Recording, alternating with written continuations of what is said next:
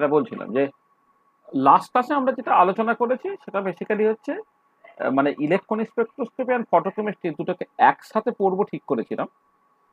সেটা পড়তে গিয়ে আমরা আগের দিনে বেসিক লজ অফ ফটোকেমিস্ট্রি অর্থাৎ গ্রথাস ডাপার ল এবং স্টার্ক আইনস্টাইন ল এটা নিয়ে আলোচনা করেছি। আর তারপরে চলে গিয়েছিল ল্যাম্বার্ট গিয়াস ল। সেই ল্যাম্বার্ট গিয়াস ল এবং সেখান থেকে তার যে মানে এক্সপেরিমেন্টাল ভেরিফিকেশন,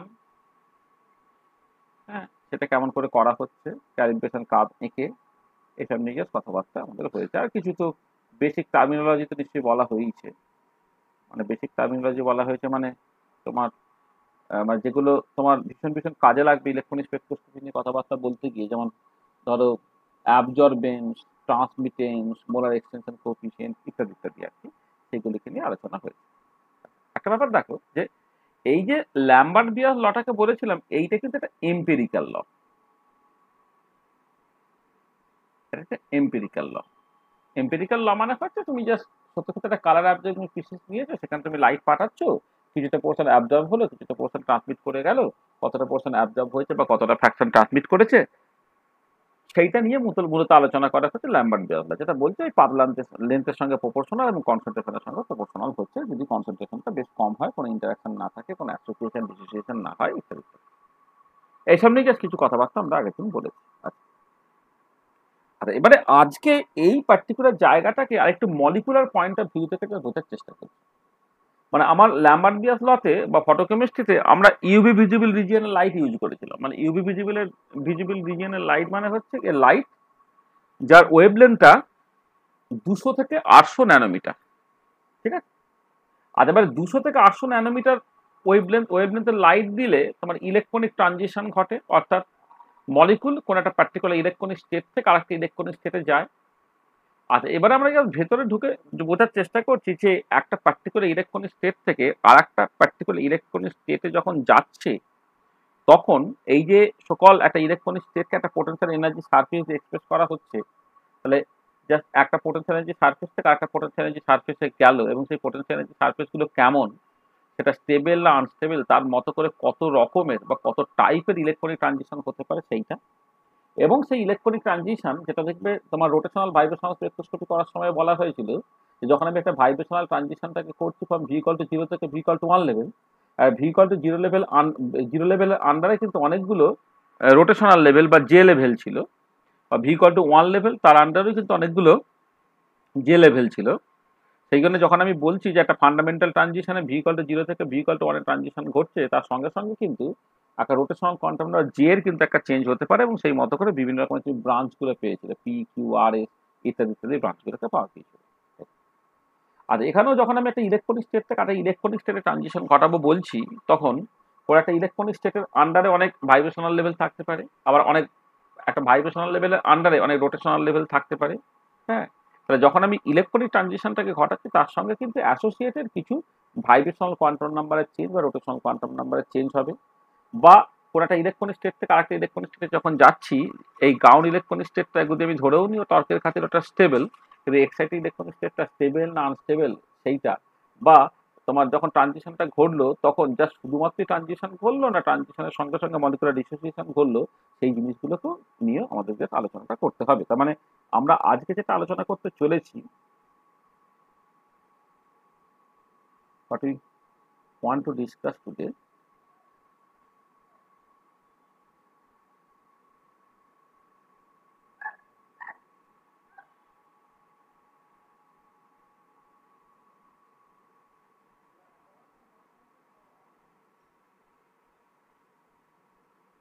তোমার nature of electronic transition, its various types, এইগুলো নিয়ে আমি মূলত আলোচনাটাকে করতে চাইছি। আর তার সঙ্গে সঙ্গে জাস্ট আমরা যেটা দেখতে চাইছি যে effect of vibration on electronic spectroscopy. Effect of রোটেশনটা আমরা পরে দেখবো, আগে effect of vibration on electronic spectroscopy সেটাকে দেখবো। আর effect of vibration on electronic spectroscopy সেইটা আলোচনা করতে গিয়ে না আমরা জাস্ট ফ্র্যাঙ্ক কন্ডন প্রিন্সিপাল বলে একটা ইম্পর্টেন্ট প্রিন্সিপাল আছে, সেইটাকে একটুখানি বুঝে নেবো। ফ্র্যাঙ্ক কন্ডন প্রিন্সিপাল বা তার সঙ্গে ফ্র্যাঙ্ক কন্ডন ফ্যাক্টর বলে একটা জিনিস আছে, সেই টেকনিকের সঙ্গে একটুখানি বুঝে নিতে চাই। তাহলে আমরা মূলত আজকে দুটো জিনিস নিয়ে আলোচনা করব। মানে বেসিক্যালি যেটা করব যে, মানে দেখো আমি আগের দিন বলেছিলাম যে মানে ব্যাপারটা এরকম ছিল না, একটা মলিকুল লাইট অ্যাবজর্ব করছে, করে এম স্টার তৈরি করলো। আর এম স্টার সে বেসিক্যালি তোমার ফটোকেমিক্যাল রিয়াকশন করবে নাকি ফটোফিজিক্যাল প্রসেস করবে, ফটোকেমিক্যাল রিয়াকশন অথবা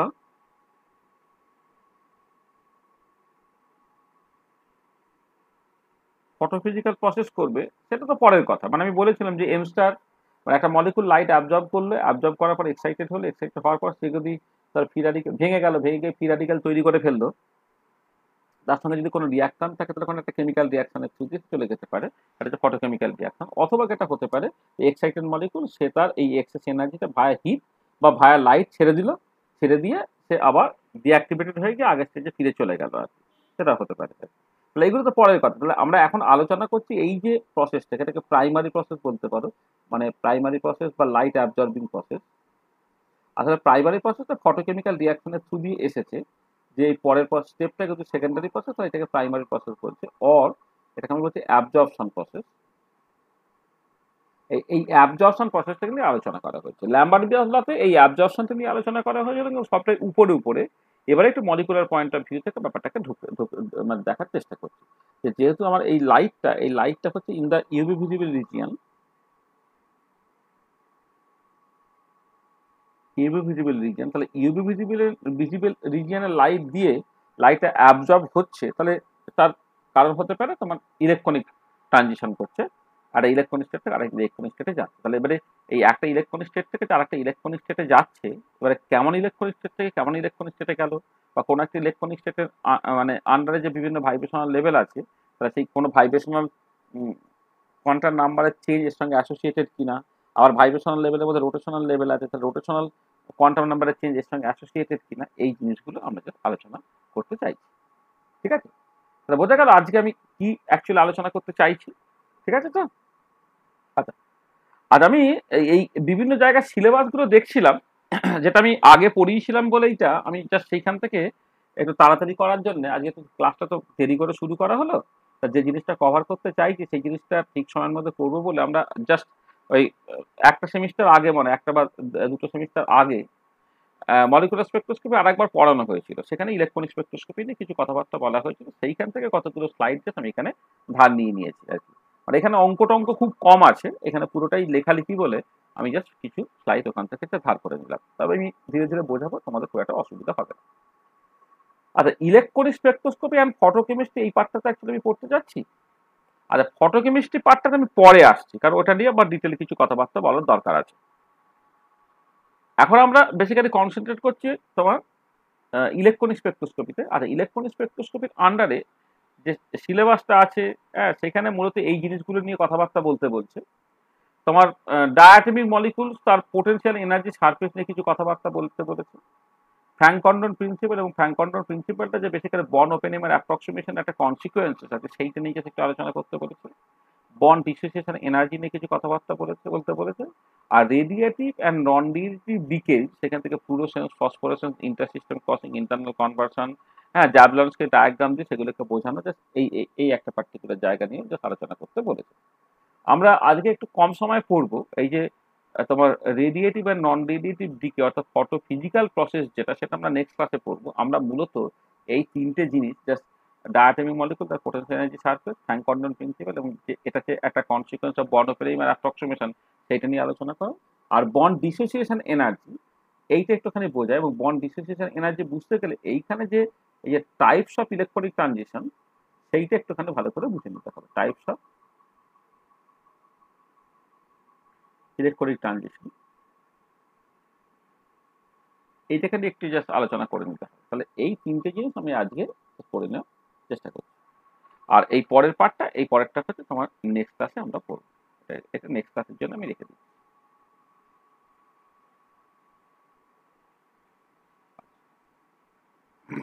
আচ্ছা দেখো, যদিও ইলেকট্রনিক স্পেকট্রোস্কোপির মধ্যে বর্ন ওপেনিংয়ের অ্যাপ্রক্সিমেশনটাকে রাখা হয়েছে, কিন্তু বর্ন ওপেনিংয়ের অ্যাপ্রক্সিমেশন আমরা কিন্তু আগে একাধিকবার কোয়ালিটেটিভলি অ্যাটলিস্ট পড়ে নিয়েছি। তো সেইটা একটু কাজ বলে নেওয়া দরকার আছে। দেখো, in a molecule there is various motions. একটা মলিকুলের ক্ষেত্রে ট্রান্সলেশনাল মোশন আছে, রোটেশনাল মোশন আছে, ভাইব্রেশনাল মোশন আছে, ইলেকট্রনিক মোশন আছে, ইত্যাদি ইত্যাদি। এবারে this motions have different time scale আর ফ্রিকোয়েন্সি স্কেলস। তুমি দেখবে ট্রান্সলেশনাল মোশনটা যে স্লোয়েস্ট আর ইলেকট্রনিক মোশনটা ফাস্টেস্ট। আচ্ছা, ট্রান্সলেশন তো বেশ অনেকটা লম্বা সময় লাগে এবং তার ফ্রিকোয়েন্সিটা ভীষণ ভীষণ ভীষণ ভীষণ কম। আর বাকিগুলো যদি তুমি কনসিডার করো না, তাহলে দেখবে ধরো এই যে মলিকুলার মানে electronic motion, vibrational motion, rotational motion, এদের যদি করসপন্ডিং টাইম বা ফ্রিকোয়েন্সি তুমি কম্পেয়ার করো, তুমি দেখবে যে একটা মলিকুল রোটেট করতে যা সময় লাগে, হ্যাঁ, সেই সময়ের মধ্যে সে 10 টু মানে মোটামুটি ভাবে 100 বার ভাইব্রেট করে যেতে পারে, বা একবার ভাইব্রেট করতে গেলে সময় লাগে সেই সময়ের মধ্যে ইলেকট্রনটা তোমার 100 বার ঘুরে যেতে পারে। তার মানে বুঝতেই পারছো যে ইলেকট্রনিক মোশনটা খুব ফাস্ট। তার অন্তত 100 গুণ বেশি সময় লাগে ভাইব্রেশন, তার থেকে আরো 100 গুণ বেশি সময় লাগে হচ্ছে তোমার রোটেশন।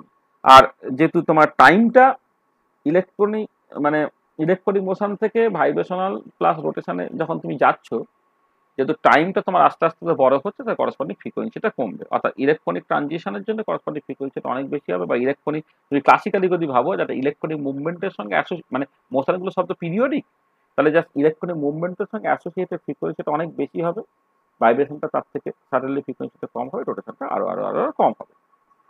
এতটা ফ্রিকোয়েন্সি বা টাইম স্কেল থাকলে তুমি যেটা ধরে নিতে পারো সেটা হচ্ছে এই যে then we can assume that this motions are independent to each other. তাহলে এই মোশনসগুলো ইন্ডিপেন্ডেন্ট টু ইচ আদার তুমি ধরে নিতে পারো। আর ইন্ডিপেন্ডেন্ট টু ইচ আদার যদি হয়, তাহলে এনার্জিটা অ্যাডিটিভলি সেপারেবল হয় আর ওয়েভ ফাংশনটা মাল্টিপ্লিকেটিভলি সেপারেবল হয়। তা তুমি যদি ওই 4টে রকমের মোশনই শুধুমাত্র কনসিডার করো, তাহলে মলিকুলার এনার্জিটা হচ্ছে তোমার translational energy plus rotational energy plus vibrational energy plus electronic energy. আর total wave functions can be written as multiplicatively separable, that is molecular wave ফাংশনটা সেটা হচ্ছে psi translational into psi rotational into psi vibration into psi electronic. আর এখানে তো আমি বলে নিয়েছি যে দুটো ইলেকট্রনিক লেভেলের মধ্যে এনার্জি গ্যাপ, দুটো ভাইব্রেশনাল লেভেলের মধ্যে এনার্জি গ্যাপ, দুটো রোটেশনাল লেভেলের মধ্যে এনার্জি গ্যাপ এবং দুটো ট্রান্সলেশনাল লেভেলের মধ্যে এনার্জি গ্যাপ যদি রিলেটিভ ভ্যালুগুলো তুমি দেখো, দুটো ইলেকট্রনিক লেভেলের মধ্যে যে ট্রানজিশনটা সেটা ইলেকট্রন ভোল্টের অর্ডারে হয়, অর্থাৎ 10⁻⁹ জুল এই অর্ডারে। দুটো ভাইব্রেশনাল লেভেলের মধ্যে এনার্জি গ্যাপটা 10⁻21 জুল এই অর্ডারে। দুটো রোটেশনাল লেভেলের মধ্যে এনার্জি গ্যাপটা 10⁻23 জুল এই অর্ডারে।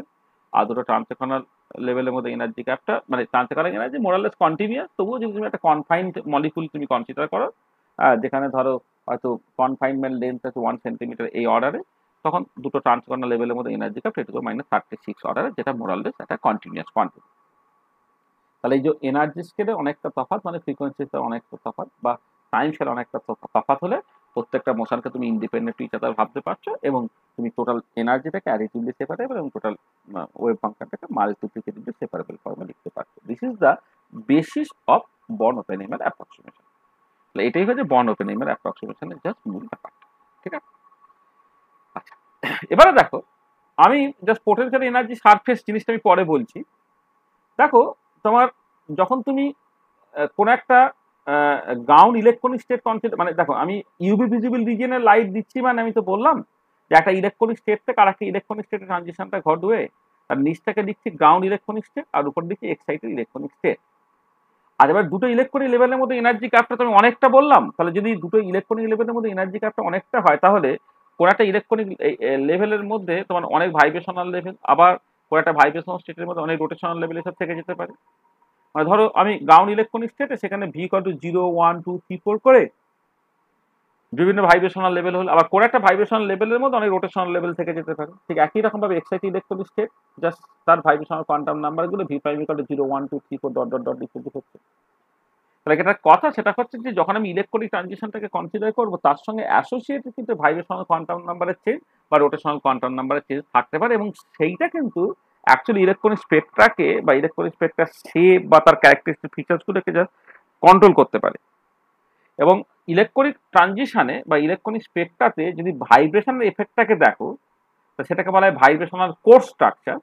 আর effect of rotation on the electronic spectra gives the rotational fine structure। তাহলে কি হলো দেখো, effect of vibration on electronic spectra gives vibrational core structure, আর effect of rotation on the electronic spectrum gives rotational fine structure।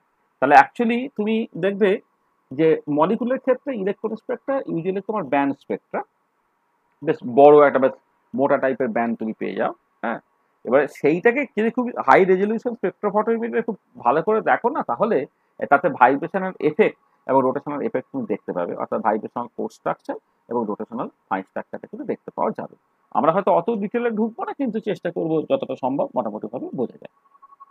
আচ্ছা, এবার একটা জিনিস বলি যে যে দেখো কিছু কিছু মলিকুল হয়তো তোমার পিওর রোটেশনাল স্পেকট্রোস্কোপি বা মাইক্রো স্পেকট্রোস্কোপি রেসপন্স করে, কেউ কেউ করে না। আবার কিছু কিছু মলিকুল দেখবে তোমার ভাইব্রেশনাল স্পেকট্রোস্কোপি বা আইআর স্পেকট্রোস্কোপি রেসপন্স করে, কেউ কেউ করে না। কিন্তু ইলেকট্রন স্পেকট্রোস্কোপিতে সব মলিকুলই রেসপন্স করে। হয়তো ঠিক আছে, হয়তো তোমার তোমার ট্রানজিশন ফ্রিকোয়েন্সিটা বিভিন্ন ক্ষেত্রে বিভিন্ন হলো, কিন্তু ইলেকট্রন স্পেকট্রোস্কোপিতে কিন্তু সমস্ত মলিকুলই অ্যাকচুয়ালি টেক পার্ট করে। আর তার মূলত কারণটা হচ্ছে এই যে দেখো রোটেশনের ক্ষেত্রে তোমার মাইক্রোওয়েভ অ্যাক্টিভ বা পিওর রোটেশনাল স্পেকট্রোস্কোপি অ্যাক্টিভ হতে গেলে পার্মানেন্ট ডাইপোল মোমেন্ট থাকতে হবে, অর্থাৎ মলিকুলটা পোলার হতে হবে। সমস্ত মলিকুল পোলার নয়, নন পোলার মলিকুল আছে যাদের পার্মানেন্ট ডাইপোল মোমেন্ট নেই, তারা অবভিয়াসলি মাইক্রোওয়েভ ইনঅ্যাক্টিভ হয়ে গেল। আচ্ছা, আইআর স্পেকট্রোস্কোপিতে রেসপন্স করতে গেলে বা ভাইব্রেশনাল স্পেকট্রোস্কোপি রেসপন্স করতে গেলে বলেছিলাম কি, during a particular mode of vibration তোমার ইনডিউস ডাইপোল মোমেন্টে একটা পিরিয়ডিক চেঞ্জ হতে হবে। আচ্ছা, সেটাও আমরা আগে যে দু একটা example carbon dioxide molecule consider করেছিলাম, বা সিমেট্রি স্ট্রেচিং কনসিডার করেছিলাম, সেইগুলো দেখতে গিয়ে আমি যেটা বলেছিলাম যে হ্যাঁ দেখো এই পার্টিকুলার মোডে কিন্তু during a particular mode of vibration dipole মোমেন্টে পিরিয়ডিক চেঞ্জ হচ্ছে না, সেখানে সেটা আইআর ইনঅ্যাক্টিভ। তাহলে IR active, IR inactive, microwave active, microwave inactive আমি দেখেছি। কিন্তু ইউভি ভিজিবল অ্যাক্টিভ যেটা, যে সমস্ত মলিকুলই কিন্তু সেই ইলেকট্রন স্পেকট্রোস্কোপি বা ইউভি ভিজিবল স্পেকট্রোস্কোপিতে রেসপন্স করে। তার কারণটা হচ্ছে ইলেকট্রন সে নিচে যেহেতু চার্জ পার্টিকেল, হ্যাঁ, সে যেটা করবে সেই যে মানে মানে in presence of external electric field বা ইন প্রেজেন্স অফ লাইট, সেই ইলেকট্রন তার যে ডিসপ্লেসমেন্ট বা ইনস্ট্যান্টেনিয়াস মুভমেন্ট, সেইখান থেকে একটা ডাইপোল মোমেন্ট নিশ্চয়ই অ্যাসোসিয়েটেড হবে, যেটা অ্যাকচুয়ালি লাইটের ইলেকট্রিক ফিল্ডের সঙ্গে ইন্টারঅ্যাক্ট করতে পারে। তো সেটাই বলা হয়েছে এখানে, to be microwave active the molecule must have permanent dipole moment. To be IR active, induced dipole moment must change periodically during vibration. Or to be UV visible active, every molecule response in electron spectroscopy. Change in dipole moment is associated to electronic redistribution. মানে তোমার external electric field বা লাইটের প্রেজেন্সে electronic redistribution হলো, আর electronic redistribution হলেই হচ্ছে dipole মোমেন্টের change হলো, এবং সেই ডাইপোল মোমেন্টের চেঞ্জটা কিন্তু লাইটের ইলেকট্রিক ফিল্ডের সাথে ইন্টারঅ্যাক্ট করতে পারবে। সেখানে ইউভি ভিজিবল স্পেকট্রোস্কোপি কিন্তু সবাই রেসপন্স হবে, সবাই টেক পার্ট করবে। আচ্ছা, এখানে জাস্ট একটুখানি বলা হয়েছে যে যেমন হাইড্রোজেন মলিকুল বা নাইট্রোজেন মলিকুল তার নন পোলার হয়ে যাওয়ার জন্য মাইক্রোওয়েভ ইনঅ্যাক্টিভ হচ্ছে। আচ্ছা, তাদের ইনডিউস ডাইপোল মোমেন্ট শূন্য বলে আইআর ইনঅ্যাক্টিভ হচ্ছে। তার মানে এমন একটা মলিকুল নিলাম, হোমোনিউক্লিয়েট ডায়াটমিক মলিকুল H2 বা N2, যে মাইক্রোওয়েভে ইনঅ্যাক্টিভ, আইআর ইনঅ্যাক্টিভ, কিন্তু ইলেকট্রন স্পেকট্রোস্কোপিতে রেসপন্স করবে। আচ্ছা, হাইড্রোজেন বা নাইট্রোজেন মলিকুল আর একটা স্পেকট্রোস্কোপিতে রেসপন্স করে, কি বলতো সেটা বলো। মানে হাইড্রোজেন বা নাইট্রোজেন মলিকুল তারা microwave inactive, IR inactive, UV visible active, এছাড়াও হচ্ছে আরেকটা স্পেকট্রোস্কোপিতে, হ্যাঁ একদম রামন এসে অ্যাক্টিভ, ঠিকই বলেছে, রামন অ্যাক্টিভ অবশ্যই। হ্যাঁ, ঠিক আছে, এটা মাথায় রাখ। আচ্ছা, তাহলে আমরা ওই ফ্র্যাঙ্ক কন্ডন প্রিন্সিপাল পার্টটাকে না জাস্ট কুইকলি একটুখানি আলোচনা করে নিই প্রথমে। একটুখানি ধরো তো।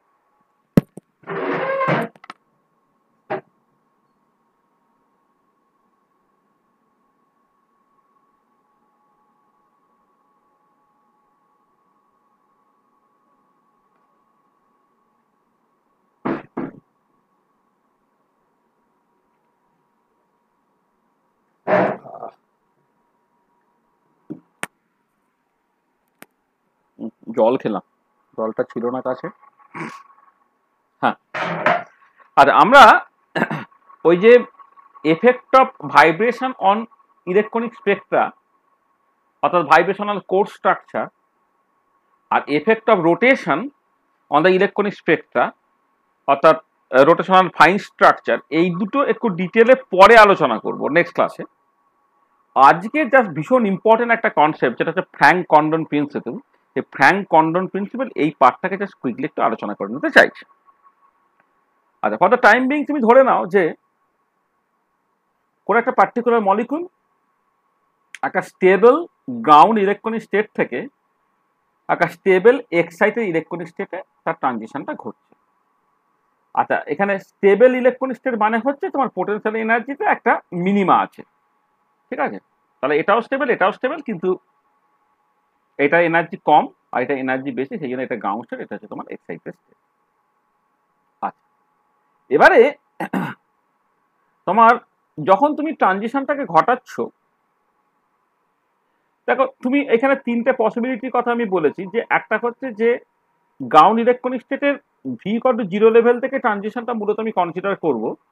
তার কারণটা হচ্ছে এই যে তুমি জানো ম্যাক্সওয়েল বোলজম্যান ডিস্ট্রিবিউশন থেকে বা বোলজম্যান ডিস্ট্রিবিউশন থেকে জাস্ট গ্রাউন্ড ইলেকট্রনিক স্টেটের ভি ইকুয়াল টু 0 লেভেলটাই কিন্তু মোস্টলি পপুলেটেড হবে।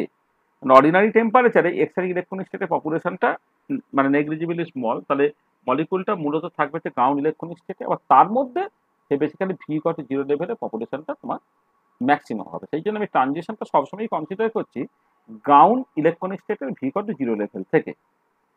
আচ্ছা, এবারে ভি ইকুয়াল টু 0 লেভেল থেকে যখন ট্রানজিশনটা হচ্ছে, তখন দেখো আমি বিভিন্ন সময়ে এই বাঁকিয়েটাকে ট্রানজিশনটা করতে পারি। মানে একটা হচ্ছে একদম পুরো ভার্টিক্যাল ট্রানজিশন ঘটালাম, একটা ক্ষেত্রে দেখো এটা হচ্ছে বাঁ দিকে, মানে এমন ভাবে তুমি যাচ্ছ বাঁ দিকটা টিল্ডেড হচ্ছে, একটা ডান দিকে টিল্ডেড হচ্ছে, এই বিভিন্ন রকমের পসিবিলিটির কথা বলা হচ্ছে। এবার আমাকে দেখতে হবে যে যখন কোনো একটা ইলেকট্রনিক স্টেট থেকে একটা ইলেকট্রনিক স্টেটে ট্রানজিশনটা ঘটে, তখন কি সত্যি সত্যি এরকম এই ভার্টিক্যালি ট্রানজিশনটা ঘটবে, নাকি জাস্ট কিছুটা এই ওরিয়েন্টেশন চেঞ্জ হয়ে, মানে ওরিয়েন্টেশন চেঞ্জ করার হয়তো একটা মোটিভেশন থাকবে। একটা মোটিভেশনটা আমি পরে বলছি, হ্যাঁ, মানে একটু পরেই বলছি, 2-1 মিনিট পরেই আর কি, একটা মোটিভেশন হয়তো থাকতে পারে আর কি। সেই রকম ভাবে হওয়াটা আদৌ অ্যালাউড কিনা সেটা আমি একটু দেখতে চাই। আচ্ছা, তার জন্য আমরা এটা করবো যে তোমার আমরা সকাল ফ্র্যাঙ্ক কন্ডন বলছি, সরি, আমরা ফেরমি গোল্ডেন রুল পড়েছিলাম। ফেরমি গোল্ডেন রুলে জাস্ট একটা সিলেকশন রুল দিয়ে অ্যালাউ ট্রানজিশন হতে গেলে সকাল ট্রানজিশন মোমেন্ট ইন্টিগ্রাল বলে একটা জিনিস আছে, ট্রানজিশন মোমেন্ট ইন্টিগ্রালটা কিন্তু নন জিরো হতে হবে। ধরো গ্রাউন্ড স্টেট থেকে যখন তুমি একটা এক্সাইটেড ট্রানজিশনটাকে ঘটাচ্ছ, সাই জি মিউ ইলেকট্রনিক সাই এক্সাইটেড, মানে সাই গ্রাউন্ড আর সাই এক্সাইটেড, তাদের মধ্যে তোমার একটা মানে একটা ট্রানজিশন ডাইপোল মোমেন্ট যা সেখানে দেওয়া হয়েছে আর কি। এটা তাহলে এই যে কোয়ান্টিটিটা, এই কোয়ান্টিটি তোমার নন জিরো হতে হবে, এটা তোমার জানা আছে, এটা তোমার ফেরমি গোল্ডেন রুল, হ্যাঁ, বা টাইম ডিপেন্ডেন্ট পারটারবেশন থিওরি থেকে এইটা নট ইকুয়াল টু জিরো হতে হবে। আর এবারে সত্যি সত্যি যখন ট্রানজিশনটা ঘটছে, তখন এই যে সকল যে গ্রাউন্ড যে স্টেটটা, সেই গ্রাউন্ড স্টেটটা কি না একটা ইলেকট্রনিক্যালি গ্রাউন্ড স্টেটে আছে, তার সঙ্গে কিন্তু একটা পার্টিকুলার ভাইব্রেশনাল লেভেলে আছে। এটা আমি লিখেছি যে সাই জি ইলেকট্রনিক কিন্তু সাই জি ভাইব্রেশন, মানে তোমার মানে অ্যাকচুয়ালি গ্রাউন্ড স্টেটটা হচ্ছে শুধুমাত্র ইলেকট্রনিক স্টেট নয়, মানে একটা গ্রাউন্ড ইলেকট্রনিক স্টেটে ভি ইকুয়াল টু 0 বা গ্রাউন্ড ইলেকট্রনিক স্টেটে ভি ইকুয়াল টু 1 থেকে ট্রানজিশনটা যদি তোমার ঘটে, সেখানে এখানে লিখেছি যে তোমার গ্রাউন্ড যে স্টেটটা সেটা ground electronic state into ground vibrational state, বা মানে সাই গ্রাউন্ড ইলেকট্রনিক স্টেট, তার সঙ্গে হচ্ছে একটা পার্টিকুলার ভাইব্রেশনাল লেভেল, যার ভাইব্রেশনাল কোয়ান্টাম নাম্বারটা হচ্ছে ভি। আর এইখানে তোমার ইলেকট্রনিক ডাইপোল মোমেন্ট অপারেটরটা আছে। আর এইখানে দেখো তোমার এক্সাইটেড যে ইলেকট্রনিক স্টেটটা, সেটা কি এক্সাইটেড ইলেকট্রনিক স্টেটের সঙ্গে সঙ্গে কিন্তু কোনো একটা ভাইব্রেশন কোয়ান্টাম নাম্বার চেঞ্জ হয়ে যেতে পারে। মানে যখন ট্রানজিশনটা ঘটলো, তখন হচ্ছে এইখানে যে ভি প্রাইম ইকুয়াল টু 0 1 2 3 4 5 তার যে কোনো জায়গায় যেতে পারতো বলে, এটা আমি জাস্ট লিখছি সাই ভি প্রাইম ভাইব্রেশন। এবং অবভিয়াসলি এটা আমি লিখতে পারছি কারণ বর্নপেনেমের অ্যাপ্রক্সিমেশনটা আছে, যেখানে তোমার কোনো একটা পার্টিকুলার স্টেটটাকে তুমি ইলেকট্রনিক স্টেট কিন্তু ভাইব্রেশনের গুণফল হিসেবে লিখতে পারছো। আর এবারে এখানে এই যে ডাইপোল, এই যে অপারেটরটা, এটা যদি ইলেকট্রনিক ডাইপোল মোমেন্ট অপারেটর, সে শুধুমাত্র ইলেকট্রনিক যে স্টেট তার উপরেই কাজ করবে। তার মানে কি হলো, তোমার দেখো এই সাই জি ইলেকট্রনিক মিউ ইলেকট্রনিক সাই এক্সাইটেড ইলেকট্রনিক, এইটা একটা পার্ট রয়ে গেল। আর বাকি পার্টটা কি হচ্ছে সাই ভি ভাইব্রেশনাল সাই ভি প্রাইম ভাইব্রেশনাল, মানে বেসিক্যালি দেখো জাস্ট এই মিউ ইলেকট্রনিক এইটা দিয়ে একটা পার্ট আলাদা হয়ে গেল, বাকি যে পার্টটা সাই বি ভাইব্রেশনাল আর সাই ভি প্রাইম ভাইব্রেশনাল সেটা হচ্ছে একসাথে হয়ে গেল। আচ্ছা, এবার এই যে প্রথম পার্টটা সেটা হচ্ছে electronic transition dipole moment integral এটা। আর এই সেকেন্ড যে টার্মটা সেটাকে বলা হচ্ছে ফ্র্যাঙ্ক কন্ডন ফ্যাক্টর। তো ব্যাপারটা দেখো জাস্ট যে আদৌ ট্রানজিশনটা ঘটবে কি ঘটবে না সেইটা এই প্রথম যে পার্টটা electronic transition dipole moment integral তার উপরে নির্ভর করছে। কিন্তু ওই কোন একটা পার্টিকুলার ইলেকট্রনিক ট্রানজিশন তার করসপন্ডিং মানে তার মানে এই ট্রানজিশনটা হওয়ার প্রবাবিলিটিটা কতটা বেশি, বা কোন একটা পার্টিকুলার ইলেকট্রনিক ট্রানজিশন হলে যে করসপন্ডিং ইলেকট্রনিক ব্যান্ডটা পাওয়া যাবে তার ইন্টেন্সিটিটা কেমন হবে সেইটা কিন্তু নির্ভর করছে ফ্র্যাঙ্ক কন্ডন ফ্যাক্টর এই পরের পার্টটার উপরে। মানে এটা বেসিক্যালি যেটা বলছে যে যদি এমন হতো যে এটা এটা তুমি একটা ওভারল্যাপের কথা বলতে পারো, এই যে করসপন্ডিং ওভারল্যাপ ইন্টিগ্রালটা সেটা কিন্তু বেশ বেশি হয়, তাহলে করসপন্ডিং ট্রানজিশন মানে ইন্টিগ্রালটা বেশি এবং তার মতো করে ইলেকট্রনিক স্পেক্ট্রা যেটা সেটা বেশ ইন্টেন্স হবে। আর যদি তোমার এইটা এই ফ্র্যাঙ্ক কন্ডন ফ্যাক্টরের ভ্যালুটা জাস্ট কম হয় তাহলে বেশ কম ইন্টেন্স হবে। হ্যাঁ, এবং সেটা মানে সেই ইলেকট্রনিক স্পেক্ট্রাটা বেশ উইক হবে। আচ্ছা, এবার আমি দেখো এখানে যেটা লিখছি যে তাহলে at ordinary temperature the V equal to zero level of the ground electronic state is mostly populated and hence we consider transition from V equal to zero level only. For a particular electronic transition, it is the Frank Condon factor that determines the intensity distribution due to transition from one vibrational state to other. দেখো পরে particular electronic transition, একটা particular electronic transition তুমি ঘটাচ্ছ, অর্থাৎ প্রথম ফ্যাক্টরটাকে তুমি fix করে ফেললে, তারপরে যেটা হচ্ছে it is the Franck Condon factor that determines the intensity distribution due to transition from one vibrational state to another. তাহলে একটা ভাইব্রেশনাল স্টেট থেকে আরেকটা ভাইব্রেশনাল স্টেটে যাওয়ার জন্য যে তোমার এই ফ্র্যাঙ্ক কন্ডন ফ্যাক্টরের যে ভ্যালুটা সেইটা অ্যাকচুয়ালি তোমার ডিটারমাইন করবে যে তোমার অ্যাকচুয়ালি ইলেকট্রনিক স্পেক্ট্রাটা কতটা ইন্টেন্স হচ্ছে ইত্যাদি ইত্যাদি। আচ্ছা, এবার এখানে কিন্তু বলি যে ইলেকট্রনিক মানে যখন আমি ইলেকট্রনিক ট্রানজিশনটাকে করব না তখন কিন্তু ভাইব্রেশনের ক্ষেত্রে কোনো সিলেকশন রুল নেই। হ্যাঁ, আর during electronic transition there is no selection rule associated to vibrational state. অর্থাৎ তুমি একটা ইলেকট্রনিক স্টেট থেকে আরেকটা ইলেকট্রনিক স্টেটে গেলে, যেমন ধরো আমি অ্যাজ ফর এক্সাম্পল বলছি, যখন রোটেশনাল ভাইব্রেশনাল স্পেকট্রোস্কোপি তুমি করেছিলে, একটা ভি ইকুয়াল টু 0 থেকে ভি ইকুয়াল টু 1 লেভেলে গেলে কিন্তু তার সঙ্গে সঙ্গে কিন্তু জে এর উপরে একটা সিলেকশন রুল ছিল যে ডেল্টা জে ইকুয়াল টু +-1 এরকম তোমার হচ্ছিল আর। ঠিক আছে, তার মানে জাস্ট কোন একটা ভাইব্রেশনাল লেভেল থেকে একটা ভাইব্রেশনাল লেভেলে গেল সেটা সাডেনলি সিলেকশন রুল দিয়ে অ্যালাউড হয়তো, তো তার সঙ্গে সঙ্গে যে রোটেশনাল কোয়ান্টাম নাম্বারের চেঞ্জটা করছে সে আদৌ কোনো সিলেকশন রুল ওবে করে কি করে না, ওই পার্টিকুলার ক্ষেত্রে সিলেকশন রুলটা স্যাটিসফাই করতে হতো। কিন্তু এখানে যেটা দেখতে পাওয়া যাচ্ছে যে কোনো একটা পার্টিকুলার ইলেকট্রনিক ট্রানজিশন যখন তুমি কনসিডার করছো সেইখানে কিন্তু ভাইব্রেশনাল কোয়ান্টাম নাম্বারের চেঞ্জটা যা খুশি হতে পারে। অর্থাৎ তুমি এই যে যেটা আমি বাঁদিকে লিখেছি যে গ্রাউন্ড ইলেকট্রনিক স্টেটের গ্রাউন্ড ভাইব্রেশনাল লেভেল থেকে ট্রানজিশনটা ঘটছে, সেইখান থেকে কিন্তু যেখানে খুশি যেতে পারে, যেখানে খুশি যেতে পারে মানে হচ্ছে এই যে ভি প্রাইমে 0, 1, 2, 3, 4 যে কোনো জায়গাতেই যেতে পারে।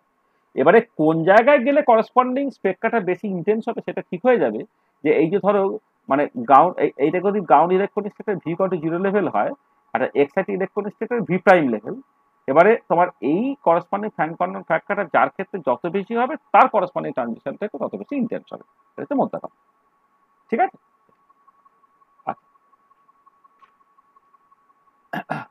আর এই যে পসিবল ট্রানজিশনটা জাস্ট এইভাবে মানে 0 থেকে 0, 0 থেকে 1, 0 থেকে 2 মানে আসলে মানে মানে ব্যাপারটা হচ্ছে এরকম, এই যে যেটা দেখেছে ব্র্যাকেটের মধ্যে ভি ফাইনাল কমা ভি ইনিশিয়াল, ভি ইনিশিয়াল থেকে ভি ফাইনালের ট্রানজিশনটা দেখো 0 থেকে যেতে পারে, 0 থেকে 1 এ যেতে পারে, 0 থেকে 2 যেতে হতে পারে, কারণ সিলেকশন রুল দিয়ে সবকটাই ক্ষেত্রে তোমার অ্যালাউড হয়ে যাচ্ছে। এইটা আচ্ছা, এবারে এই যে ইন্টেন্সিটি ডিস্ট্রিবিউশনটা বোঝার জন্য প্রথম যে জিনিসটা আমার লাগবে তাকে বলা ফ্র্যাঙ্ক কন্ডন প্রিন্সিপাল। আচ্ছা, ফ্র্যাঙ্ক কন্ডন প্রিন্সিপাল যেটা বলছে সেটা হচ্ছে এই যে ইলেকট্রনিক ট্রানজিশন মানে একটা ইলেকট্রনিক স্টেট থেকে আরেকটা ইলেকট্রনিক স্টেটে যাওয়া, এই লাফানোটা, electronic transition takes so quickly that during electronic transition nuclear geometry does not change at all. Electronic transition takes place so quickly that during electronic transition nuclear geometry does not change at all. In other words, electronic transition is always a vertical transition. ঠিক আছে, মানে ব্যাপারটা কি হলো তার মানে এটা দাঁড়াচ্ছে যে একটা ইলেকট্রনিক স্টেট থেকে আরেকটা ইলেকট্রনিক স্টেটে এত কুইক চলে যাচ্ছে যে যে জাস্ট তোমার দেখো এইখানে কি হচ্ছে, এইখানে যদি তুমি এটা তো এক্স অ্যাক্সিস বড় আর প্লট করেছো, তাই এটা যদি ইকুইলিব্রিয়াম বন্ড লেন্থ হয় তাহলে এক্স অ্যাক্সিস যখন যাচ্ছে যদি ভার্টিক্যাল ট্রানজিশন হয় তাহলে কি হচ্ছে ইকুইলিব্রিয়াম বন্ড লেন্থে একই থেকে যাচ্ছে। দেখো ইকুইলিব্রিয়াম বন্ড লেন্থ চেঞ্জ করার জন্য কি হচ্ছে মলিকুলকে ভাইব্রেট করতে হয়, এবারে কথাটা হচ্ছে যে এই মানে গ্রাউন্ড ইলেকট্রনিক স্টেট থেকে এক্সরে ইলেকট্রনিক স্টেটের ট্রানজিশনটা যে সময়ের মধ্যে করলো, সেই সময়ের মধ্যে মলিকুলার ভাইব্রেশন হয়ে তার বন্ড লেন্থটা চেঞ্জ হওয়া, সে বেসিক্যালি কোনো সময়ই পাবে না। তার কারণটা হচ্ছে ট্রানজিশনটা ভীষণ কুইকলি হয়ে গেছে, সেটাই বলা হচ্ছে electronic transition takes so quickly that during electronic transition nuclear geometry does not change at all. এবারে যদি আমি লাল কালিকে দিয়ে যে দুটো এঁকেছি, যদি এই দুটো তোমার অ্যালাউড হতো তাহলে কি হচ্ছে দেখো, যখন ইলেকট্রনিক ট্রানজিশনটা যখন ঘটছে তখন তোমার অ্যাজিভ যেন মানে বন্ড লেন্থটা সেটা তোমার কন্টিনিউসলি পাল্টাচ্ছে। এখানে দেখো যে ইন্টারনিউক্লিয়ার সেপারেশনটা আস্তে আস্তে কমছে, এখানে দেখো ইন্টারনিউক্লিয়ার সেপারেশনটা আস্তে আস্তে বাড়ছে। তার মানে কি ইলেকট্রনিক ট্রানজিশনটা যে সময়ের মধ্যে হচ্ছে সেই সময়ের মধ্যেই বুঝি তোমার বন্ড লেন্থ বা ইকুইলিব্রিয়াম বন্ড লেন্থ চেঞ্জ হয়ে যাচ্ছে, কিন্তু ইলেকট্রনিক মানে তোমার এইটা হবে না। তার কারণটা হচ্ছে যে ইলেকট্রনিক ট্রানজিশনটা প্রায় চোখের নিমেষে ঘটে যায়। তাহলে প্রথম তুমি গ্যারান্টিড হয়ে যাও, যেটা ফ্র্যাঙ্ক কন্ডন প্রিন্সিপালে বলে দিচ্ছে যে অলওয়েজ ভার্টিক্যাল ট্রানজিশনটা ঘটবে, ঠিক আছে। তার ফ্র্যাঙ্ক কন্ডন প্রিন্সিপাল বেসিক্যালি বলে যে ভার্টিক্যাল ট্রানজিশনটা ঘটবে।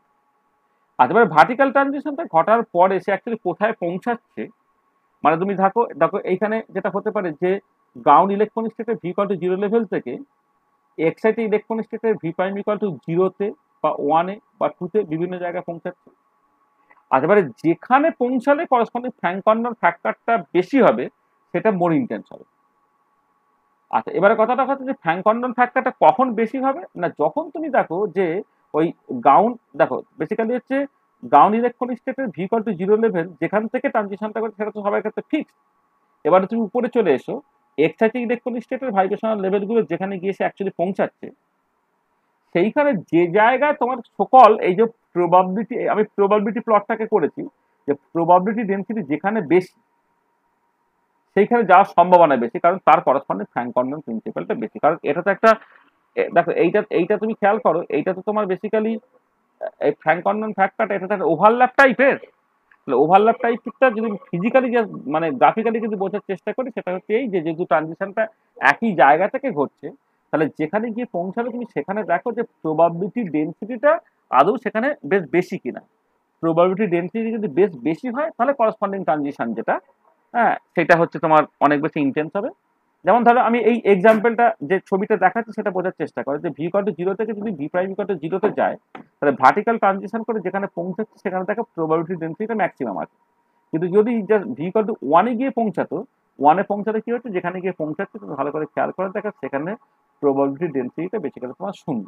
তার মানে এখানে পরিষ্কার বোঝা যাচ্ছে ভি ইকুয়াল টু 0 থেকে ভি প্রাইম ইকুয়াল টু 0-তে ট্রানজিশনটা মোর ইন্টেন্স হবে, কিন্তু 0 থেকে তোমার 1-এ গেলে দেখে তত বেশি ইন্টেন্স হবে না। 2-তে গেলে আবার ইন্টেন্সিটিটা বাড়ছে, কারণ এক্ষেত্রে তুমি দেখতে পাচ্ছ যে ভি ইকুয়াল টু 2 এর ক্ষেত্রে ওখানে যে জায়গায় গিয়ে পৌঁছেছে সেখানে একটা প্রবাবিলিটি ডেনসিটি ম্যাক্সিমা আছে, কিন্তু সেই ম্যাক্সিমামের ভ্যালুটা সেটা suddenly v prime equal to 0-র যে ম্যাক্সিমাম ভ্যালু তার সঙ্গে তোমার সমান নয়। সেখানে ইন্টেন্সিটি ডিস্ট্রিবিউশনটা মানে ভি প্রাইম ইকুয়াল টু 0-টা মোস্ট ইন্টেন্স হবে, ভি প্রাইম ইকুয়াল টু 1-এ তার থেকে কম ইন্টেন্স হলো, ভি প্রাইম ইকুয়াল টু 3-তে আবার ইন্টেন্সিটি কিছুটা বাড়লো, এই রকম করে পুরো জিনিসটা তোমার চলবে। কি হলো তাহলে দেখো, তাহলে এটা কথা হচ্ছে যে এই যে বলেছি যে ইলেকট্রনিক ট্রানজিশন একটা ভার্টিক্যাল ট্রানজিশন, বা মানে electronic transition takes so quickly that during electronic transition nuclear geometry does not change at all, যেটাকে বলা হচ্ছে ফ্র্যাঙ্ক কন্ডন প্রিন্সিপাল। আর এখানে তো ফ্র্যাঙ্ক কন্ডন প্রিন্সিপাল এই যে consequence of bond opening and approximation সেটা পরিষ্কার বোঝা যাচ্ছে যে তোমার ডিউরিং ট্রানজিশন বন্ড লেন্থে কেন চেঞ্জ হতে পারলো না, তার কারণটা হচ্ছে যে তোমার এই বন্ড লেন্থ চেঞ্জ করতে গেলে ভাইব্রেশন ঘটাতে হবে, ভাইব্রেশনটা হচ্ছে much much slower than the electronic transition এইটা। এবং তুমি যখন মানে ইলেকট্রনিক ট্রানজিশনটা ঘটাচ্ছ তখন তুমি ভাইব্রেশনটাকে মাথায় ঘামাচ্ছ না, সেটাই তো বেশি সব ফ্র্যাঙ্ক কন্ডন প্রিন্সিপাল, সেটাই তো তোমার বন্ড ওপেনিং অ্যাপ্রক্সিমেশনের যেটা মূল বিষয়। সেখানে ফ্র্যাঙ্ক কন্ডন প্রিন্সিপালটা সেটা এই যে consequence of bond Oppenheimer approximation.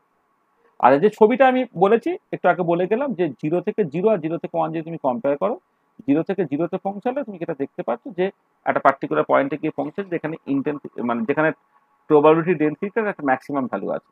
R V equal to 0 থেকে 1-এ গিয়ে যদি পৌঁছায় তাহলে এমন একটা জায়গায় ফাইনালি গিয়ে তুমি পৌঁছাবে সেখানে দেখতে পাচ্ছ প্রবাবিলিটি ডেনসিটিটা প্রায় টেন্স টু 0। সেই জন্য এই 0 থেকে 1 মোর ইন্টেন্স ইলেকট্রনিক ব্যান্ড দেবে দেন 0 থেকে 1। তাহলে probability density of the excited vibrational state determines the intensity of the transition, ঠিক আছে, এটা তোমাকে মাথায় রাখতে হবে। আর এখানে আরেকটা কিন্তু বলে নি, সেটা হচ্ছে এই যে পরে দেখবে যে পরে কেন তোমরা অলরেডি জানো যে যখন এক্সাইটেড ভাইব্রেশনাল লেভেল আমি গিয়ে পৌঁছাবো না, তখন এই টার্নিং পয়েন্টের কাছাকাছিতে প্রবাবিলিটি ডেন্সিটি সবসময় বেশি হয়। সেই বোরস করেসপন্ডেন্ট প্রিন্সিপাল যেটা আমরা আগে আলোচনা করেছি, যে ক্লাসিক্যালি তোমার টার্নিং পয়েন্টের কাছাকাছি প্রবাবিলিটি ডেন্সিটি বেশি হওয়ার কথা, হারমোনিক অসিলেটরের ক্ষেত্রে অন্তত আমি দেখেছি আর কি। এবারে যখন তোমার কোয়ান্টাম নাম্বার খুব বেশি হবে, তখন কোয়ান্টাম মেকানিক্যালি ক্যালকুলেটেড রেজাল্টটা ক্লাসিক্যাল রেজাল্টের সঙ্গে সমান হয়ে যেতে চাইবে। কোয়ান্টাম মেকানিক্যালি ক্যালকুলেটেড রেজাল্টটা যখনই ক্লাসিক্যাল রেজাল্টের সময় হতে চাইবে, তখন টার্নিং পয়েন্টের কাছাকাছি কিন্তু প্রবাবিলিটি ডেন্সিটিটা ম্যাক্সিমাম হবে। সেই জন্য অনেক সময় যেটা হয় পরবর্তীকালে তোমরা দেখবে ফটো ইলেকট্রন স্পেকট্রোস্কোপি ইত্যাদি কনটেক্সটে আর কি, যে তোমার এই ভার্টিক্যাল ট্রানজিশন ঘটার পরে তুমি দেখো যে এক্সাইটেড যে স্টেটটা, এক্সাইটেড যে ইলেকট্রনিক স্টেটটা, হ্যাঁ, তার কোথায় মানে সারফেসে ঠিক কোন জায়গায় সে ইন্টারাক্ট করছে, মানে কোন জায়গা থেকে কাট করছে। মানে এই পার্টিকুলার কেসে তোমার নিচে কাট করলো, কখনো কখনো এমন হতেই পারে, আমি পরে দেখছি সেই সিচুয়েশন গুলো, যদি এক্সাইটেড ইলেকট্রনিক স্টেটটা একটুখানি সরিয়ে আঁকো বা একটু বাঁদিকে আঁকো, তখন তুমি দেখবে যে ভার্টিক্যাল ট্রানজিশন ঘটার পরে এই যে এক্সাইটেড ইলেকট্রনিক স্টেটটাকে একটা পার্টিকুলার পয়েন্টে কাট করবে। তাহলে যেখানে কাট করলো তার যে করেসপন্ডিং মানে ভাইব্রেশনাল কোয়ান্টাম নাম্বার যেটা, সেইটা হচ্ছে তোমার মন ইন্টেন্স তোমার স্পেকট্রাল লাইন দেবে। তাহলে এখানে আমি তো জাস্ট এক্সাইটেড ভাইব্রেশনাল লেভেলে ভি ইকুয়াল টু 0, 1 মানে লোয়েস্ট ভাইব্রেশনাল লেভেলগুলিকে নিয়ে মাথা ঘামাচ্ছি।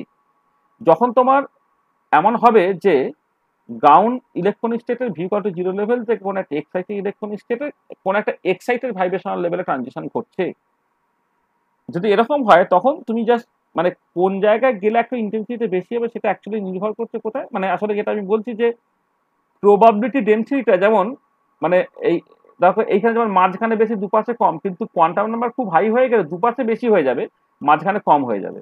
দুপাশে যদি বেশি হয়ে যায় তাহলে তোমাকে দেখতে হবে ভার্টিক্যাল লাইনটা টানার পরে হচ্ছে জাস্ট এই এই যে সারফেস যেই লাইনটা, সেই লাইনটা কোন পয়েন্টে কাট করাচ্ছে, কোন পয়েন্টে কাট করছে তার যে কাছে যে ভি লেভেলটা আছে সেটা তোমার মোর ইন্টেন্স হচ্ছে তোমার এ দেবে, মোর ইন্টেন্স কি বলে মানে ইলেকট্রনিক ব্যান্ডটাকে দেবে।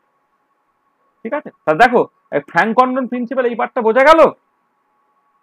আর আমি ফ্র্যাঙ্ক কন্ডন প্রিন্সিপালের যে জায়গাটা বললাম, এই জায়গাটা কি সবাই বুঝতে পেরেছো? কোনো অসুবিধা আছে?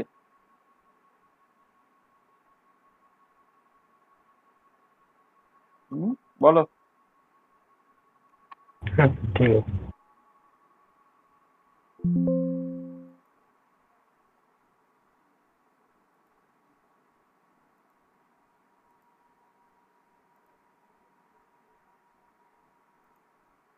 দেখো যেটা বলছিলাম একটুখানি বুঝিয়ে দিই, মানে পরে যদি এটা নিয়ে পরে একটুখানি ডিসকাস করা আছে। দেখো যেটা কথা হচ্ছে যে তুমি যদি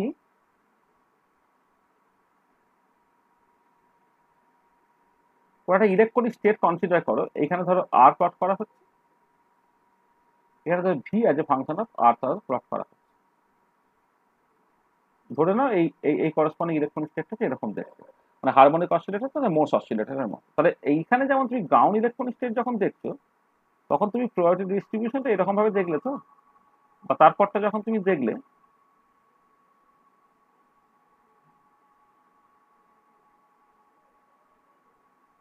এরকম ভাবে দেখলে তো, তাহলে এইভাবে যেতে যেতে যেতে যেতে যেতে যেতে যদি তুমি কোনো একটা ভীষণ মানে এক্সাইটেড স্টেটে চাও না, তখন প্রবাবিলিটি ডিস্ট্রিবিউশনটা কি হবে, এই এই সাইডে খুব বেশি, তারপর আস্তে আস্তে আস্তে খুব কম, কম করে আবার সাইডে তোমার বেশি, এরকম দেখতে হবে।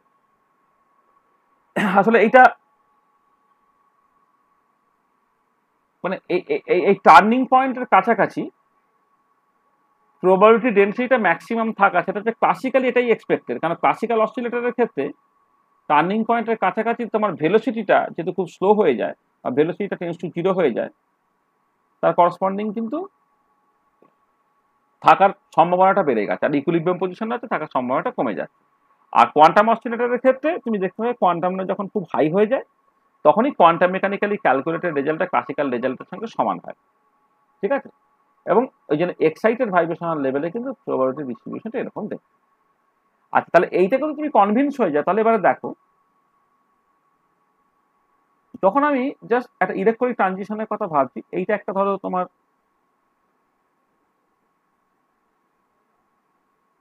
এটা V equal to 0 level of তোমার স্টেবল গ্রাউন্ড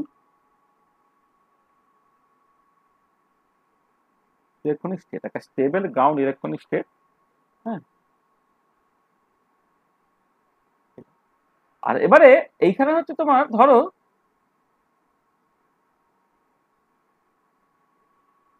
এইটা হচ্ছে একটা স্টেবল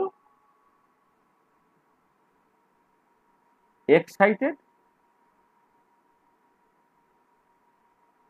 ইলেকট্রনিক স্টেট। আর এর এবারে বিভিন্ন ভাইব্রেশনাল লেভেল টেভেল সব আছে, তার মতো করে প্রায়োরিটি ডিস্ট্রিবিউশন সব আছে, এটা নিয়ে অত মাথা ঘামিয়ে লাভ নেই, আমি এগুলো এখন সব অত বলছি না। এও আছে আছে। আর এবারে যদি তোমার ট্রানজিশনটা তোমাকে সবসময় ভার্টিক্যালি ঘটাতে হবে, এই ভার্টিক্যাল ট্রানজিশনটা ঘটলো, তুই ভার্টিক্যাল ট্রানজিশনটা ঘটে যা, কোনো দিকে তাকাতে হবে না। তুমি এবার দেখো এটা তোমার বেসিক্যালি কোথায় গিয়ে কাট করছে, এইখানে কাট করছে। এইখানে কাট করছে মানে হচ্ছে তোমার এইখানে, হ্যাঁ, এইখানে গিয়ে কাট করছে, তাহলে এইখানে তোমার করসপন্ডিং যদি কোনো ভাইব্রেশনাল লেভেল থাকে, এইখানে যদি তোমার কোনো ভাইব্রেশনাল লেভেল থাকে, হ্যাঁ, বেসিক্যালি সেইখানে ট্রানজিশন করলে ইন্টেন্সিটিটা বেশি হবে।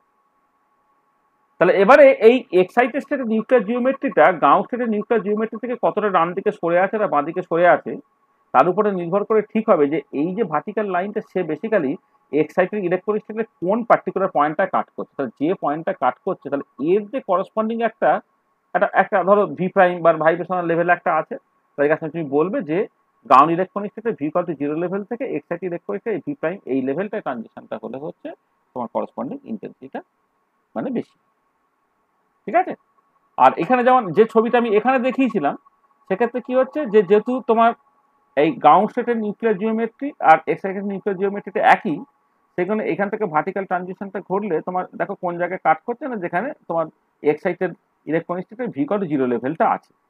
কিন্তু এইটা যদি কিছুটা ডান দিকে সরে থাকে বা বাঁ দিকে সরে থাকে, তাহলে আমি এই যে ছবিটাকে এঁকেছি তাতে কি করলাম, তাতে কিছুটা ডান দিকে সরে আছে, তাহলে সে নিশ্চয়ই ভি কল টু জিরো লেভেলে, মানে এখানে যে V prime equal two zero level বা ওয়ান লেভেল, জিরো বা ওয়ানে গেলে সে মোস্ট ইন্টেন্স লাইন দেবে না, সে দেবে হচ্ছে যেখানে এই এখানে কাট করছে যখন এর যে করসপন্ডিং ভাইব্রেশনাল লেভেলটা সেখানে পৌঁছালে হচ্ছে সে মোর ইন্টেন্স লাইনটা দিতে পারে।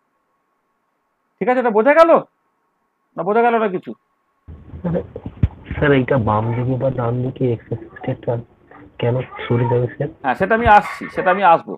মানে এটা এটা এর পরে জাস্ট ওটাই আলোচনা হবে, এর পরে আমি জাস্ট মানে এর পরের স্লাইডে আমি জাস্ট এক্স্যাক্টলি ওটাকেই আলোচনা করছি। দেখো তাহলে প্রথমে আমি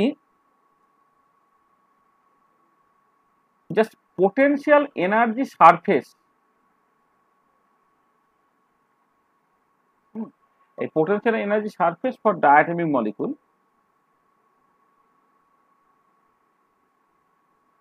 এইটা একটুখানি জাস্ট দেখতে হবে। আচ্ছা, পোটেনশিয়াল এনার্জি সারফেস যেটা, সেইটা এই বিও অ্যাপ্রক্সিমেশন নিয়ে যখন আমি কথাবার্তা বলেছিলাম, তখন পোটেনশিয়াল এনার্জি সারফেস কাকে বলে সেটা আমরা দেখেছি। এবার আমি ডায়াটমিক মলিকুল নিয়ে দেখছি তার পোটেনশিয়াল এনার্জি সারফেসটা কেমন। মানে আসলে যেটা হচ্ছে যে পোটেনশিয়াল এনার্জি সারফেসটা হচ্ছে মানে নামটা একটুখানি মানে মিসলিডিং। মানে এখান থেকে দেখে হয়তো কারো মনে হতে পারে যে আমি বুঝি শুধু মানে পোটেনশিয়াল এনার্জি নিয়ে কথাবার্তা বলবো, ব্যাপারটা তা নয় অ্যাকচুয়ালি। সেটা হচ্ছে যে আমার electronic energy as a function of nuclear geometry.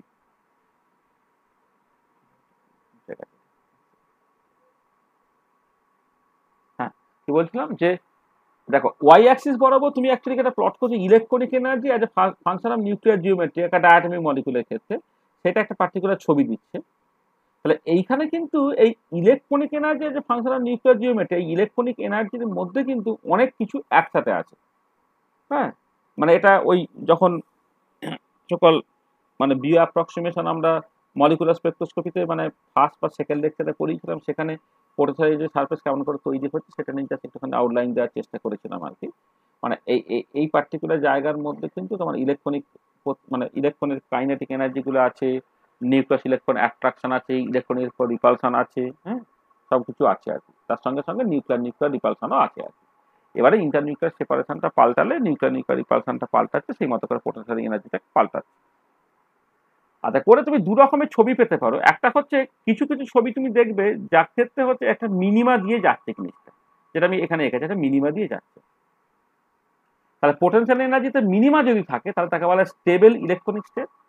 আর পোটেনশিয়ালে যদি কোনো মিনিমাম না থাকে তাহলে বলবো সেটা আনস্টেবল ইলেকট্রনিক স্টেট। ঠিক আছে, আচ্ছা এবারে এই যে স্টেবল একটা ইলেকট্রনিক স্টেট, একটা ইন্টারনিউক্লিয়ার সেপারেশন যেখানে গেলে তোমার এই পোটেনশিয়াল এনার্জিটা মিনিমাম হবে তাকে বলা হচ্ছে ইকুইলিব্রিয়াম বন্ড লেন্থ বা আর ইকুইলিব্রিয়াম। আচ্ছা এবারে যদি তোমার অ্যাকচুয়ালি ইকুইলিব্রিয়াম বন্ড লেন্থ থেকে বন্ড লেন্থ অনেক অনেক বেশি হয়ে যায়, একটা সময়ের পরে তুমি দেখতে পাচ্ছ যে পোটেনশিয়াল এনার্জিটা কনস্ট্যান্ট হয়ে যাচ্ছে। তাই যে পোটেনশিয়াল এনার্জিটা কনস্ট্যান্ট হয়ে গেল এটা অ্যাকচুয়ালি ইন্ডিকেশন যে molecular dissociation has taken place. তাহলে মলিকুলার ডিসোসিয়েশন ঘটাতে গিয়ে যে এনার্জিটা তোমাকে দিতে হলো সেটা হচ্ছে ইকুইলিব্রিয়াম বন্ড ডিসোসিয়েশন এনার্জি। তাহলে ইকুইলিব্রিয়াম বন্ড ডিসোসিয়েশন এনার্জি হচ্ছে তোমার ইলেকট্রনিক এনার্জি যখন r tends to infinity minus electronic energy when r is at r equilibrium। ঠিক আছে, এই ডিফারেন্স। আর এবারে স্পেকট্রোস্কোপিক বন্ড ডিসোসিয়েশন এনার্জি কিন্তু একটুখানি আলাদা, যে স্পেকট্রোস্কোপিক্যালি যখন তুমি ডিসোসিয়েশন করতে চাইবে তখন তোমাকে এই অতখানি এনার্জি দেওয়ার দরকার নেই, কিছুটা এনার্জি তোমার অলরেডি সিস্টেমে ছিল যেটাকে বলে 0 পয়েন্ট এনার্জি। তাহলে এই যে এনার্জিটা এটা যদি 0 পয়েন্ট এনার্জি হয়, এতখানি এনার্জি 0 পয়েন্ট এনার্জিতে হয়, তাহলে ইকুইলিব্রিয়াম বন্ড ডিসোসিয়েশন এনার্জি থেকে 0 পয়েন্ট এনার্জিটাকে বাদ দিতে হবে। বাদ দিলে যেটা তুমি পাবে সেটা হচ্ছে 0 point corrected bond dissociation energy বা স্পেকট্রোস্কোপিক বন্ড ডিসোসিয়েশন এনার্জি। আচ্ছা এবারে তোমার ইলেকট্রনিক স্টেট এই যে এখানে লিখেছি যে দুটো ভাগে আমি ভাগ করছি, একটা স্টেবল ইলেকট্রনিক স্টেট যেখানে has minimum in the potential energy surface, আর হচ্ছে আনস্টেবল ইলেকট্রনিক স্টেট যেখানে no minima in the potential energy surface. তাহলে পোটেনশিয়াল এনার্জি সারফেসে মিনিমা যদি থাকে তাহলে সেটা হচ্ছে তোমার স্টেবল, আর যদি মিনিমা না থাকে তাহলে সেটা হচ্ছে আনস্টেবল। আচ্ছা এবারে দেখো মলিকুলার অরবিটাল থিওরিতে তুমি বন্ড অর্ডার বলে একটা জিনিস জানো।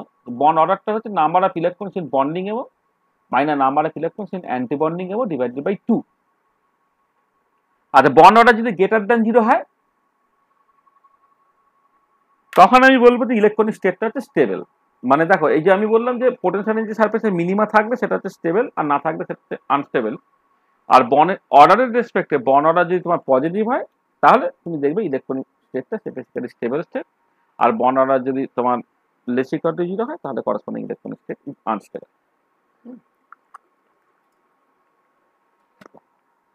বন্ড অর্ডার গ্রেটার দ্যান 0 মানে অ্যাজ ইফ জানো ডায়াটমিক মলিকুল তাদের মধ্যে একটা বন্ড এক্সিস্ট করছে, বন্ড সত্যি কিন্তু এক্সিস্ট করে, তাহলে তোমার পোটেনশিয়াল এনার্জিটা মিনিমাম দিয়ে যাবে, তখন আমি অ্যাকচুয়ালি স্টেবল ইলেকট্রনিক স্টেট পাবো।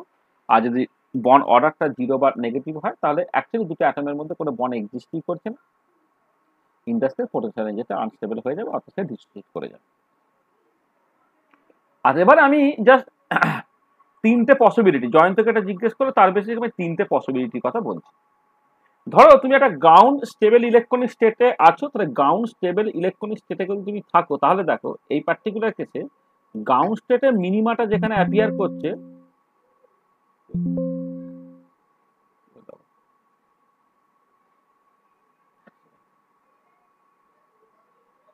হ্যাঁ দেখো যেটা বলছিলাম এই যে গ্রাউন্ড স্টেটে গ্রাউন্ড স্টেবল ইলেকট্রনিক স্টেট তার মিনিমাটা যেখানে অ্যাপিয়ার করেছে, মিনিমাটা যেখানে অ্যাপিয়ার করেছে তাহলে তার যে এই যে লেন্থটা সেটা হচ্ছে equilibrium bond length at the ground state. আর এবার এক্সাইটেড ইলেকট্রনিক স্টেটটা যদি তোমার স্টেবল হয়ে যায়, এক্সাইটেড ইলেকট্রনিক স্টেটটা তোমার বেসিক্যালি স্টেবল হয়েছে, এক্সাইটেড ইলেকট্রনিক স্টেট যদি তোমার স্টেবল হয়ে যায় তাহলে তার যে মিনিমাটা যে আর ভ্যালুতে অ্যাপিয়ার করছে সেটা হচ্ছে তোমার আর প্রাইম ইকুইলিব্রিয়াম, অর্থাৎ equilibrium bond length in the excited state এটা। আচ্ছা এবারে এই পার্টিকুলার কেসে তুমি দেখো যে এক্সাইটেড ইলেকট্রনিক স্টেটের যা equilibrium bond length ground electronic স্টেটেও কিন্তু ইকুইলিব্রিয়াম বন্ড লেন্থ এক্স্যাক্টলি একই। তাহলে R prime equilibrium equal to R equilibrium, মানে তোমার এক্সাইটেড ইলেকট্রনিক স্টেটে যে ইকুইলিব্রিয়াম বন্ড লেন্থ আর গ্রাউন্ড ইলেকট্রনিক স্টেটে যে ইকুইলিব্রিয়াম বন্ড লেন্থ দুটো বেসিক্যালি তোমার সমান হয়ে যাবে। আচ্ছা কখন এটা সম্ভব? সম্ভব হচ্ছে তখনই যখন তোমার বন্ড অর্ডারের কোনো চেঞ্জ হবে না। আচ্ছা বন্ড অর্ডারের যখন চেঞ্জ হবে না তখনই এটা সম্ভব। আচ্ছা বন্ড অর্ডারের চেঞ্জ হবে না মানেটা কি? মানে দেখো এই বন্ড অর্ডার যে ডেফিনেশনটা আছে সেই অনুযায়ী যদি তুমি বন্ডিং এমো থেকে বন্ডিং এমোতে ট্রানজিশন ঘটে বা অ্যান্টি বন্ডিং এমো থেকে অ্যান্টি বন্ডিং এমোতে ট্রানজিশনটা ঘটে তাহলে তুমি বন্ড অর্ডারে কোনো চেঞ্জ পাবে না। মানে ইলেকট্রনিক ট্রানজিশনটা ঘটলো কিন্তু বন্ডিং এমো থেকে বন্ডিং এমোতে বা অ্যান্টি বন্ডিং এমো থেকে বন্ডিং এমো অ্যান্টি বন্ডিং এমোতে তাহলে বন্ড অর্ডারে কোনো চেঞ্জ হবে না, আর বন্ড অর্ডারে চেঞ্জ না হলে হচ্ছে এই সিচুয়েশনটা ঘটবে, এক্সাইটেড স্টেটে ইকুইলিব্রিয়াম বন্ড লেন্থ আর গ্রাউন্ড স্টেটে ইকুইলিব্রিয়াম বন্ড লেন্থ তারা বেসিক্যালি সমান হয়ে যাচ্ছে। আচ্ছা, এটা এখানে লিখেছি যে this is possible when bond order does not change, this is possible when transition takes place between bonding MO to bonding MO or anti bonding MO to anti bonding MO. এটা হচ্ছে কেস 1।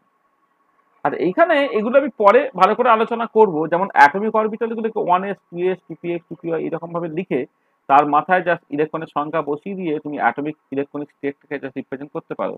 ঠিক একই রকম ভাবে মানে H2 plus এই সিস্টেমটাকে consider করে বিভিন্ন রকমের মলিকুলার অরবিটাল পেয়ে যাওয়া যায়, সিগমা পাই ইত্যাদি ইত্যাদি। এবারে কেউ জিরেড টাইপ, কেউ উনজিরেড টাইপ, হ্যাঁ, সিগমা জি, সিগমা ইউ, পাই জি ইত্যাদি ইত্যাদি আর কি। ঠিক আছে, এই ধরনের সব নামগুলো আছে আর কি।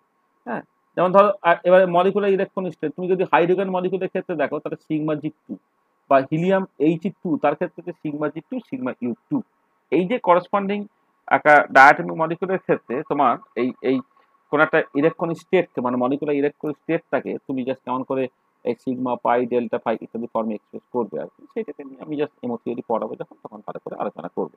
তার যাক, যেটা কথা সেটা হচ্ছে এইটুকু জিনিস তোমার হায়ার সেকেন্ডারি নলেজ থেকেই জানা আছে যে বন্ড অর্ডার মানে হচ্ছে নাম্বার অফ মানে electron in the bonding MO minus number of electron in the anti bonding MO divided by 2 এটা। আর এবারে যদি এমন হয় যে বন্ডিং এমো থেকে বন্ডিং এমোতে ট্রানজিশন করছে বা অ্যান্টি বন্ডিং এমো থেকে অ্যান্টি বন্ডিং এমোতে ট্রানজিশন করছে, ইন দ্যাট কেস তোমার এক্সাইটেড স্টেটে ইকুইলিব্রিয়াম বন্ড লেন্থ এবং গ্রাউন্ড স্টেটে equilibrium bond length more or less তোমার সমান হবে, যেটা আমি প্র্যাকটিক্যালি দেখি। আচ্ছা, কেস 2 দেখো, তাহলে যদি এমন হতো যে ট্রানজিশনটা বন্ডিং এমো থেকে অ্যান্টি বন্ডিং এমোতে ঘটছে, সেটা মোস্ট অফ দ্য কেসে ঘটে। বন্ডিং এমো থেকে যদি অ্যান্টি বন্ডিং এমোতে তোমার অ্যাকচুয়ালি ট্রানজিশনটা ঘটে, তাহলে কি হবে? তাহলে কিন্তু বন্ড অর্ডার অ্যাকচুয়ালি কমে গেল। আর বন্ড অর্ডার কমে গেলে কি হবে? বন্ড অর্ডার কমে যাওয়া মানে হচ্ছে দুটো অ্যাটমের মধ্যে বন্ড স্ট্রেংথটা সেটা অ্যাকচুয়ালি তোমার কমে গেছে। আগে হয়তো দুটো বন্ড ছিল ধরো, এখন ধরো একটা বন্ড আছে, দুটো বন্ডের মধ্যে যদি একটা বন্ড থাকে তাহলে অবভিয়াসলি কি হবে? অবভিয়াসলি হচ্ছে মানে বন্ড স্ট্রেংথটা তোমার কমে যাবে, আর বন্ড স্ট্রেংথ কমে যাওয়া মানে কি বন্ড লেন্থ তোমার বেড়ে যাবে। এইখানে তাই হয়েছে। দেখো এক্সাইটেড সাথে ইকুইলিব্রিয়াম বন্ড লেন্থটা সেটা বেসিক্যালি বেশি হয়ে গেছে দ্যান দা গ্রাউন্ড স্টেটে ইকুইলিব্রিয়াম বন্ড লেন্থ তার তুলনায়। This happens when bond order in the excited state is less than that in ground state. ঠিক আছে, আর this is possible when transition takes place from bonding emo to anti bonding emo. আর আরেকটা situation কিন্তু সিচুয়েশনে হতে পারে, সেটা হচ্ছে এই যে যদি অ্যান্টি বন্ডিং এমো থেকে বন্ডিং এমোতে ট্রানজিশন ঘটে, অ্যান্টি বন্ডিং এমো থেকে যদি বন্ডিং এমোতে ট্রানজিশন ঘটে, ইন দ্যাট কেস বন্ড অর্ডারটা বেড়ে যায়। অ্যান্টি বন্ডিং থেকে বন্ডিং এ যেহেতু ট্রানজিশনটা ঘটেছে, তো বন্ড অর্ডার ডেফিনেশন থাকে, তাহলে বন্ড অর্ডারটা তোমার বেসিক্যালি বেড়ে যায়। আচ্ছা, যদি তোমার বন্ড অর্ডারটা বেড়ে যায় তাহলে এক্সাইটেড স্টেটে কি হবে? ইকুইলিব্রিয়াম বন্ড লেন্থটা তোমার কমে যাবে।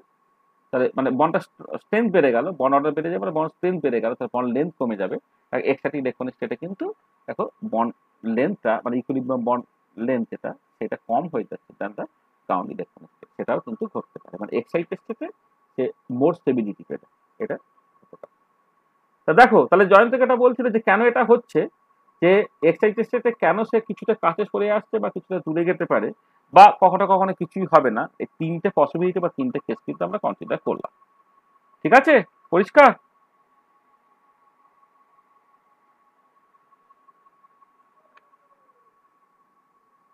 ঠিক আছে তো? হ্যাঁ স্যার। আর এইটা তো আমি আগে অলরেডি আলোচনা করেছি যে অ্যাকচুয়ালি একটা মলিকুল সে লাইট অ্যাবজর্ব করে এক্সাইটেড স্টেটে গেল, যদি কোনো রিয়াকশন পায় তাহলে সে প্রোডাক্টের দিকে যাবে, সেটা হচ্ছে ফটোকেমিক্যাল প্রসেস, অথবা এনার্জিটা রিলিজ করে মলিকুলে ফিরে যাবে, সেটা হচ্ছে ফটোফিজিক্যাল প্রসেস। তাহলে আমরা ওইটাতে যাব, যাওয়ার আগেই অ্যাবজর্পশন প্রসেসটা নিয়ে আগে একটুখানি আলোচনা করি, যেটা আমি আগে বলেছি, এখানে যে তার একবার উল্লেখ করছি। এটা তুমি মানে এটা এটা এটা আগে অলরেডি বলা হয়েছে, এখানে আর নতুন করে বলার কিছু নেই।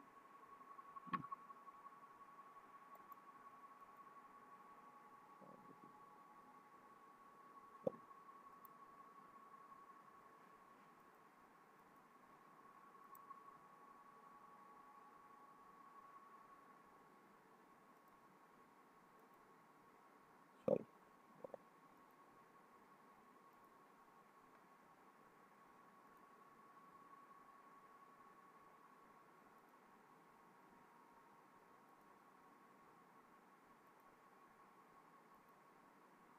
কেটে যাচ্ছে আবার।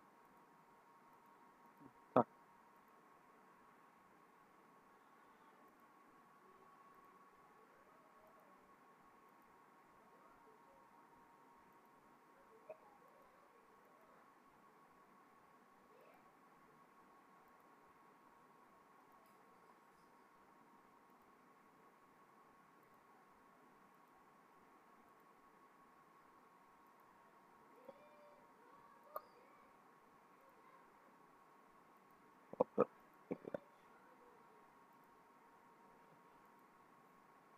দেখ, এটা থেকে যাচ্ছে, কিছু করার নেই, বাদ। হ্যাঁ, চলো এবার ফিরে আসি। দেখো, তাহলে এবারে আমাদের কিন্তু এখন যেটা মূল এমফ্যাসিস আমরা দেব, সেটা হচ্ছে যেটা আমি প্রথমেই বলেছিলাম, যে অ্যাবজর্পশনের জায়গাটায়। মানে অ্যাবজর্ব হওয়ার পরে মলিকুলটা তারপরে কি ঘটছে সেটা আমরা নেক্সট ক্লাসে আলোচনা করবো। ফটোফিজিক্যাল প্রসেস বা ফটোকেমিক্যাল প্রসেস, সেগুলো নেক্সট ক্লাসে আলোচনা করবো।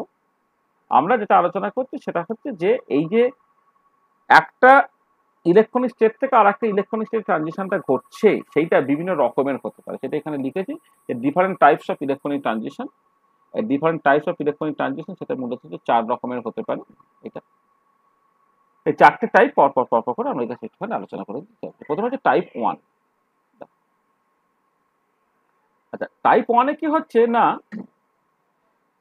দেখো গ্রাউন্ড ইলেকট্রনিক স্টেটটা সেটাও স্টেবল, এক্সাইটেড ইলেকট্রনিক স্টেটটা সেটাও স্টেবল। আচ্ছা, ট্রানজিশনটা করছে গ্রাউন্ড স্টেবল ইলেকট্রনিক স্টেটের ভি ইকুয়াল টু 0 লেভেল থেকে এক্সাইটেড স্টেবল ইলেকট্রনিক স্টেটের জাস্ট যে কোনো ভি লেভেলে। কিন্তু খেয়াল রাখবে, দেখো এই যে কন্টিনিউয়াম, যেটাকে কন্টিনিউয়াম মানে হচ্ছে যে যেখানে গিয়ে তোমার বেসিক্যালি ডিসোসিয়েশনটা ঘটে যায়, হ্যাঁ, ততখানি পর্যন্ত এটা পৌঁছাচ্ছে না। মানে এই উপরটা কিন্তু কন্টিনিউয়াস এনার্জি লেভেল, মানে এই জায়গাটা যেটা হবে, এই উপরটা কিন্তু পুরো কন্টিনিউয়াস এনার্জি লেভেল হবে। তার আগে যেমন ডিসক্রিট ভাইব্রেশনাল লেভেলটা তুমি বুঝতে পারছো, এখানে কিন্তু তোমার কন্টিনিউয়াস এনার্জি লেভেল হবে। মানে কখনো যদি কেউ এইখানে পৌঁছে যায় তাহলে কিন্তু ডিসোসিয়েশন ঘটে যাবে। আমি সেটা ভাববো পরে। তাহলে প্রথম যে টাইপটা সেটা হচ্ছে যে, দেখো electronic transition takes place from a stable electronic state to an excited stable electronic state, but there is no dissociation. তাহলে ট্রানজিশনটাই শুধুমাত্র ঘটলো, কোনো ডিসোসিয়েশন ঘটলো না। এবং ডিসোসিয়েশন ঘটলো না বলে কি হচ্ছে, no formation of free radical or reactive intermediate. তাহলে কোনো একটা ফ্রি র্যাডিক্যাল বা রিঅ্যাক্টিভ ইন্টারমিডিয়েট তৈরি হচ্ছে না, সেই জন্য no photochemical reaction, only photophysical process takes place. আর there will be no photochemical reaction. Photochemical reaction চলে যাচ্ছে, কিন্তু মলিকুলার ডিসোসিয়েশন হয়ে গেলে ফ্রি র্যাডিক্যাল তৈরি হতো। তো ফ্রি র্যাডিক্যালটা সে রিয়াকশন পেলে তার মতো করে রিয়াকশন করে ফেলতে পারতো। ঠিক আছে। আচ্ছা, এবারে দেখো এই পার্টিকুলার কেসে তুমি যদি ইন্টেন্সিটি, মানে electronic spectrum intensity versus frequency প্লটটাকে দেখো, তাহলে না তুমি যেটা দেখবে সেটা হচ্ছে এই যে ভি, দেখো মানে বেসিক্যালি কি, জাস্ট মানে যে কোনো এনার্জিতে কিন্তু ট্রানজিশনটা ঘটবে না। মানে ভি কত 0 থেকে 0-তে বা 1-এ বা 2-তে বা 3-তে ট্রানজিশনটা ঘটবে। তো এবং তার মতো করেই তুমি দেখো just frequency intensity versus frequency plot করলে, এই যে 0 থেকে 0 ট্রানজিশনটা এরকম দেখতে, 0 থেকে 1, 0 থেকে 2, 0 থেকে 3, মানে যেখানে যেখানে অ্যাকচুয়ালি তোমার ট্রানজিশনটা ঘটছে সেই সিগনেচারটা তুমি এখানে দেখতে পাচ্ছ। এই যেটা আঁকা হলো, দেখো বেসিক্যালি এফেক্ট অফ এখানে মানে effect of vibration in the electronic Spectra, এইটাই বেসিক্যালি তোমাকে একটা কোর্স স্ট্রাকচার দেবে। তাহলে this is a course structure.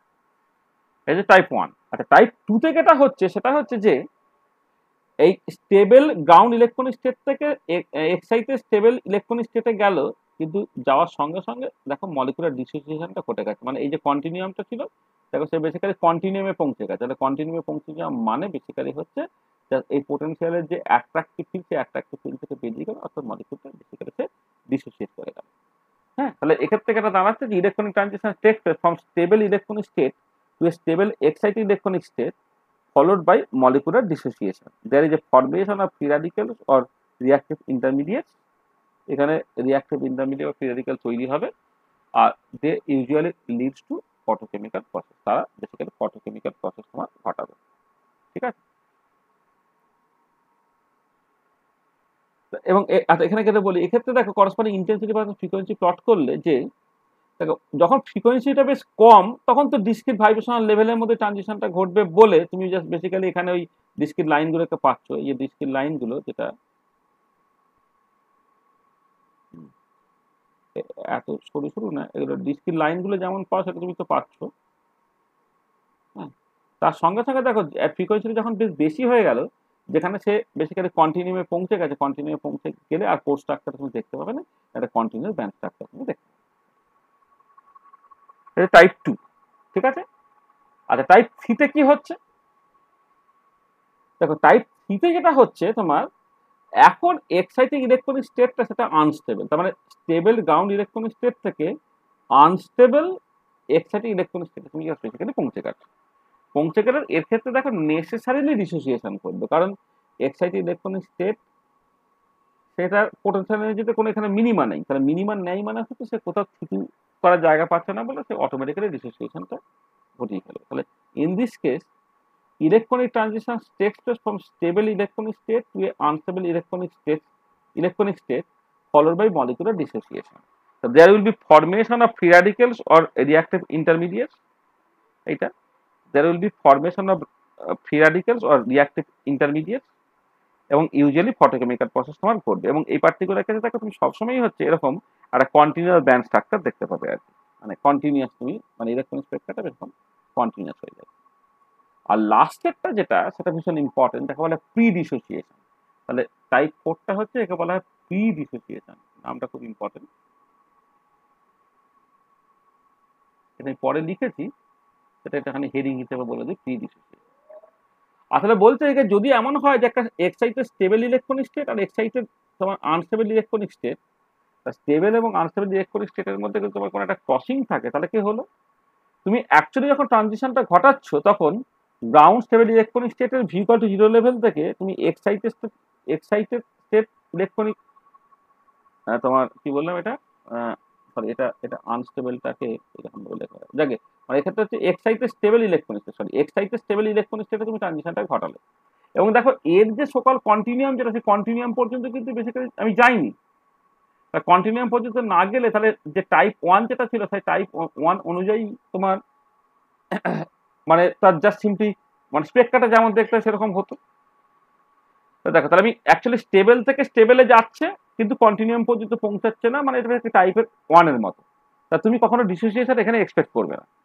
তো যদি এমন হয় যে একটা এক্সাইটেড একটা স্টেবল এবং একটা আনস্টেবল ইলেকট্রনিক স্টেটের মধ্যে একটা ক্রসিং আছে, তখন হচ্ছে এই ক্রসিং পয়েন্টে আসার পরে তোমার যেটা হবে, ক্রসিং পয়েন্টে চলে এলো, ক্রসিং পয়েন্টে আসার পরে দেখবে মলিকুলার ডিসোসিয়েশনটা ঘটে যাবে। তার মানে তুমি অ্যাকচুয়ালি যতখানি এনার্জি দিলে ডিসোসিয়েশন ঘটতে পারতো, মানে একদম এই পর্যন্ত পৌঁছে দিতে তুমি আর কি, তার থেকে কম এনার্জি দিলাম, কিন্তু এই স্টেবল এবং আনস্টেবল ইলেকট্রনিক স্টেটের মধ্যে কিছু ক্রসিং আছে, সেই ক্রসিং এর জন্য তোমার মলিকুলার ডিসোসিয়েশনটা ঘটে যাচ্ছে।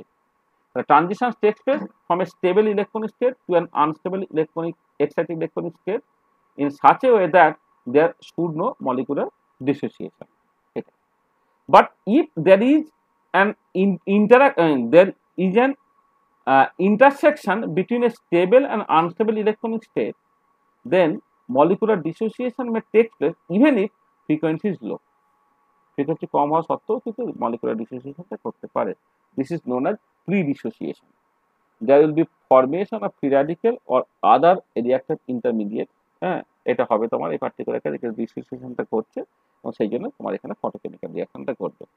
আর এই পার্টিকুলার কেসে তোমার ইন্টেন্সিটি বা ফ্রিকোয়েন্সি প্লট করলে স্পেকট্রাটা কেমন হচ্ছে দেখো, এক্ষেত্রে তোমার ওই যখন ডিসক্রিট জায়গায় পৌঁছালো তখন তোমার বেসিক্যালি এইরকম ভাবে লাইন স্পেকট্রা পেলো, আর তারপরে যেখানেই ডিসোসিয়েশনটা ঘটছে সেখানে তুমি কন্টিনিউয়াস স্পেকট্রা পেলো, আবার ধরো কোনো একটা পার্টিকুলার ভাইব্রেশনাল লেভেলে পৌঁছাচ্ছে, হ্যাঁ সেখানে তোমার ডিসক্রিট লাইন পেলে, আবার তোমার ধরো প্রি ডিসোসিয়েশন ঘটছে তখন কন্টিনিউয়াস লাইন পেলে, এরকম ভাবে তোমার যাবে। এটা মানে যেটা সেকেন্ড টাইপের যে ডিসোসিয়েশনটা ঘটছে, তাহলে তুমি যেটা দেখতে পাচ্ছ একটা ফ্রিকোয়েন্সি একটা সার্টেন ভ্যালুর কম হলে কখনো ডিসোসিয়েশন নেই, আর তারপরে হলেই ডিসোসিয়েশনটা ঘটছে। কিন্তু এই যে থার্ড কেসটাতে এক্ষেত্রে জাস্ট কখন ডিসোসিয়েশন ঘটবে আর কখন ঘটবে না সেটা পুরোটাই নির্ভর করবে যে অ্যাকচুয়ালি কোথায় তোমার এই স্টেবল এবং আনস্টেবল ইলেকট্রনিক স্টেটগুলো তোমার ইন্টারেক্ট বা ইন্টারসেক্ট করেছে। তাই যে চারটে টাইপ অফ তোমার ইলেকট্রনিক ট্রানজিশন ঘটতে পারতো সেটা বোঝা গেল। হ্যাঁ স্যার, স্যার বলছিলাম এই পি ডিসোসিয়েশনটা মানে এক ট্রানজিশন স্টেটের মতো হচ্ছে না বিষয়টা রিঅ্যাকশন করার সময়? এই যেটা হয়েছে সেটাই হয়েছে, মানে যেটা বলেছি এটাই জাস্ট বোঝো। হ্যাঁ, যে তোমার একটা স্টেবল ইলেকট্রনিক স্টেট একটা আনস্টেবল ইলেকট্রনিক স্টেট তারা বেসিক্যালি ইন্টারসেক্ট করেছে, এবারে তোমার যতখানি এনার্জি দেওয়ার কথা ডিসোসিয়েশন করার জন্য ততখানি তুমি দিচ্ছ না, কিন্তু যেহেতু স্টেবলের থেকে আনস্টেবল তোমার একটা মানে স্টেবল এবং আনস্টেবল তারা যেহেতু একটা পার্টিকুলার পয়েন্ট ইন্টারসেক্ট করেছে, তাহলে এইখানে মলিকুলার থাকতে থাকতে থাকতে থাকতে ইন্টারসেক্টিং পয়েন্টে যখনই চলে এলো সেই জায়গায় গিয়ে সে বেসিক্যালি মলিকুলার ডিসোসিয়েশনটা ঘটিয়ে ফেললো।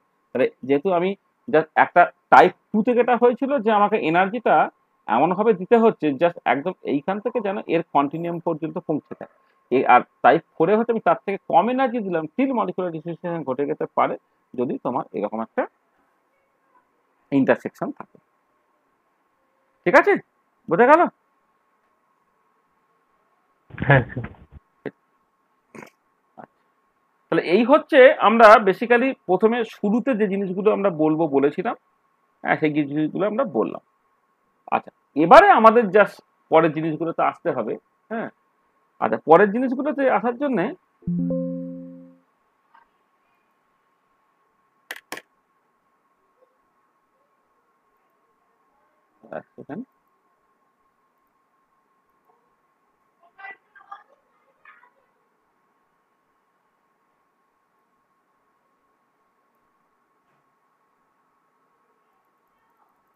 বেশিক্ষণ পড়াবো না।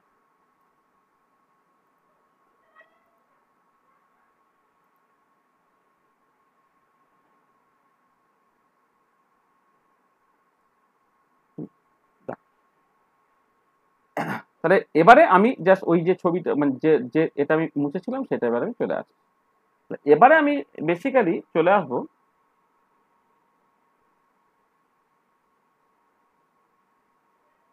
ফটো ফিজিক্যাল প্রসেসের জায়গাটা। এবারে আমি আসবো মানে ইলেকট্রনিক স্পেকট্রোস্কোপি নিয়ে অনেক ডিটেল কথাবার্তার জায়গা আছে, সেটা আমি পরে বলবো। তার আগে যেটা এই ফটো ফিজিক্যাল প্রসেসের জায়গাটা এটাখানে জাস্ট চলে আসি। দেখো, তো এটা তো আমি বারবার বলেছি, আরেকবার একটুখানি বলেই দিই যে এইটা একটা মলিকুল লাইট অ্যাবজর্ব করলো, করে মলিকুলটা এম স্টার হলো, করে সে এইখানে যদি তোমার কোন একটা রিয়াক্টর তোমার পায় তার একটা প্রোডাক্ট তৈরি করবে, একটা আলাদা মানে তোমার কি বলবো একটা আলাদা তোমার ইয়ে কভার হয়ে গেল, এটা এদিকে বাদ দিই। আচ্ছা, এবারে এই এমটা মানে এম স্টার এক্সাইটেড যে মলিকুলটা সে এম এতে ফিরে আসতে পারে আইদার লাইট ছেড়ে দিয়ে, অবশ্যই যে ফ্রিকোয়েন্সির লাইট সে অ্যাবজর্ব করেছিল তার থেকে অন্য ফ্রিকোয়েন্সির লাইট দিয়ে, অথবা এমটা সে বেসিক্যালি হিট হিসেবে জাস্ট এক্সেস এনার্জিটাকে ছেড়ে দিতে পারে।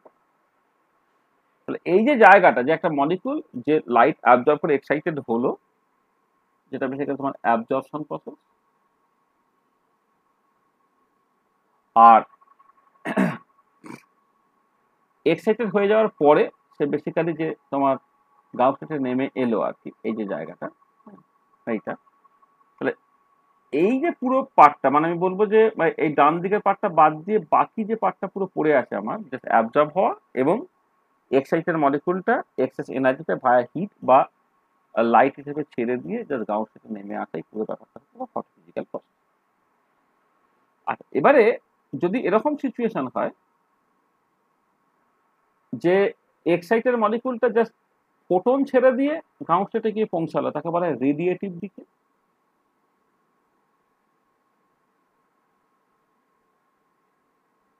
রেডিয়েটিভ দিকে।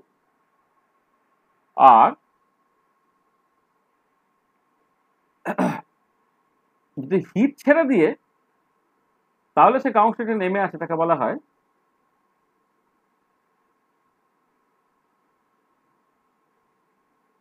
নন রেডিয়েটিভ দিকে।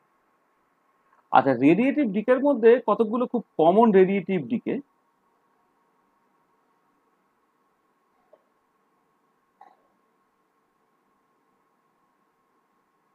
কমন রেডিয়েটিভ দিকের মধ্যে আছে তোমার ফ্লুরোসেন্স,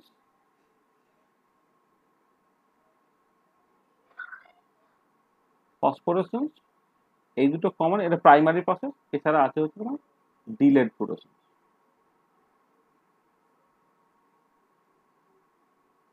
এই তিনটা মূলত কিন্তু ফার্স্ট মানে ডিলেড ফ্লুরোসেন্স হচ্ছে সেকেন্ড অর্ডার প্রসেস, ফ্লুরোসেন্স এবং ফসফোরেসেন্স এই দুটো ফার্স্ট অর্ডার প্রসেস। এই দুটো আমরা মূলত আলোচনা করবো। এটা মানে এই দুটো হচ্ছে ফার্স্ট অর্ডার প্রসেস।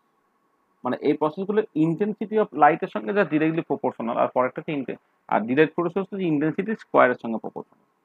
এটা হচ্ছে ফার্স্ট অর্ডার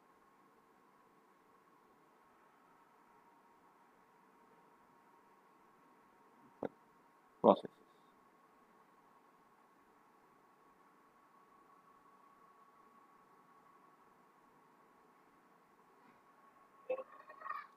আর কমন যে নন ডেরিভেটিভ প্রসেস যেটা আমরা আলোচনা করব,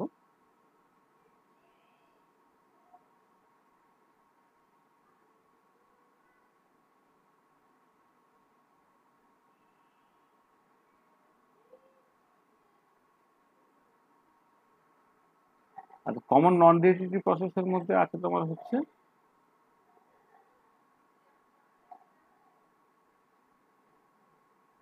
ইন্টারনাল কনভার্সন আইসি, আর একটা হচ্ছে ইন্টার সিস্টেম প্রসেস।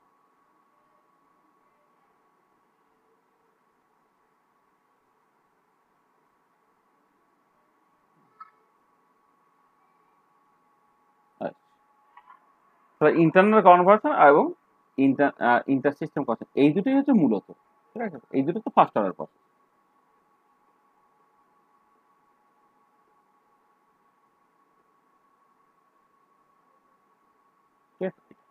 আর এছাড়া অনেক অনেক আছে, এক্সটার্নাল কনভার্সন আছে, ভাইব্রেশনাল রিল্যাক্সেশন আছে, সেগুলো আমরা জাস্ট পরে পর করে আলোচনা করবো। আচ্ছা, এবারে এই যে বিভিন্ন রকমের ফটো ফিজিক্যাল প্রসেসগুলোকে এই দু রকম করে তুমি দেখতে পারো। একটা হচ্ছে যে মানে মানে one can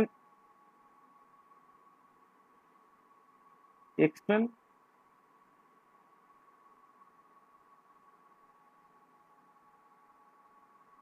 one can explain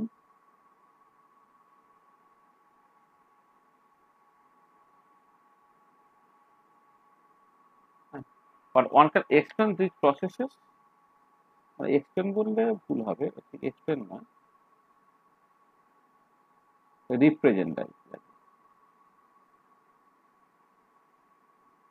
one can represent these processes either using potential energy surface অথবা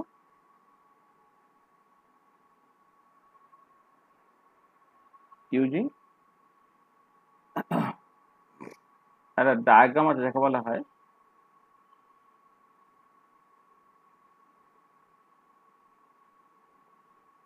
জ্যাবলনস্কি ডায়াগ্রাম। ঠিক আছে, আর একটা হতে পারে তুমি জ্যাবলনস্কি ডায়াগ্রাম দিয়ে পুরো জিনিসটাকে দেখবে। আচ্ছা, আজকে আমার একটুখানি আজকে আমার পড়ানোর একটুখানি ছেড়ে দেবো আর কি, মানে আমি এটা নেক্সট দিন বলবো, আজকে আমার মানে খুব বেশি ইচ্ছা নেই আর কি। হ্যাঁ, মানে এই নেক্সট ক্লাসে আমি এই জায়গাটা একটু বলতে চাইছি আর কি। আমাকে তার আগে দু একটা জিনিস একটু বলতে হবে। আজকে আমি মানে 1 ঘন্টা মতো পড়াবো বলেই আমি পিপিটি থেকে জাস্ট নিয়েছিলাম। আর এইটা হচ্ছে তোমার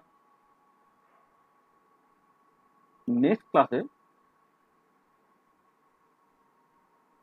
আমরা এই জ্যাবলনস্কি ডায়াগ্রাম নিয়ে জাস্ট মূলত আলোচনা করব।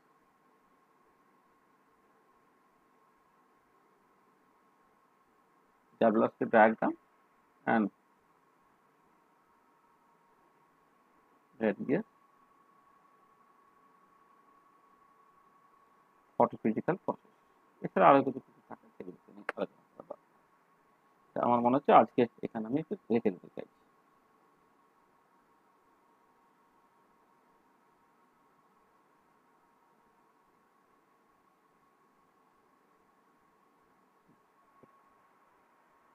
তাহলে এই যে ফটো ফিজিক্যাল প্রসেস যেটা, এইটা এইটা এটা এখানে ফ্লুরোসেন্স, ফসফোরেসেন্স এবং আরো অনেক কিছু জিনিসপত্র আছে আর কি। সেটা আমি একটা ক্লাসে খুব লিখে লিখে লিখে লিখে করতে চাইছি। আজকে অনেকটা সময় ছিল, মানে এখনো 0.5 ঘন্টা 35 মিনিট তো পড়ানো যাই আর কি, কিন্তু আজকে আমি আসলে অনেকটা দূর থেকে আজকে ফিরছি, আজকে আর ভালো লাগছে না। হ্যাঁ, আজকে এই পর্যন্ত জাস্ট রেখে দিই, রেখে দিয়ে পরের দিন এখান থেকে শুরু করবো। কালকে সকালে আবার পড়া আছে তো, অলরেডি ঘুম পাচ্ছে, বুঝলে। হ্যাঁ, তো ঠিক আছে। ছিলাম না আজকে, 1 ঘন্টা গাড়ি চালিয়েছে না।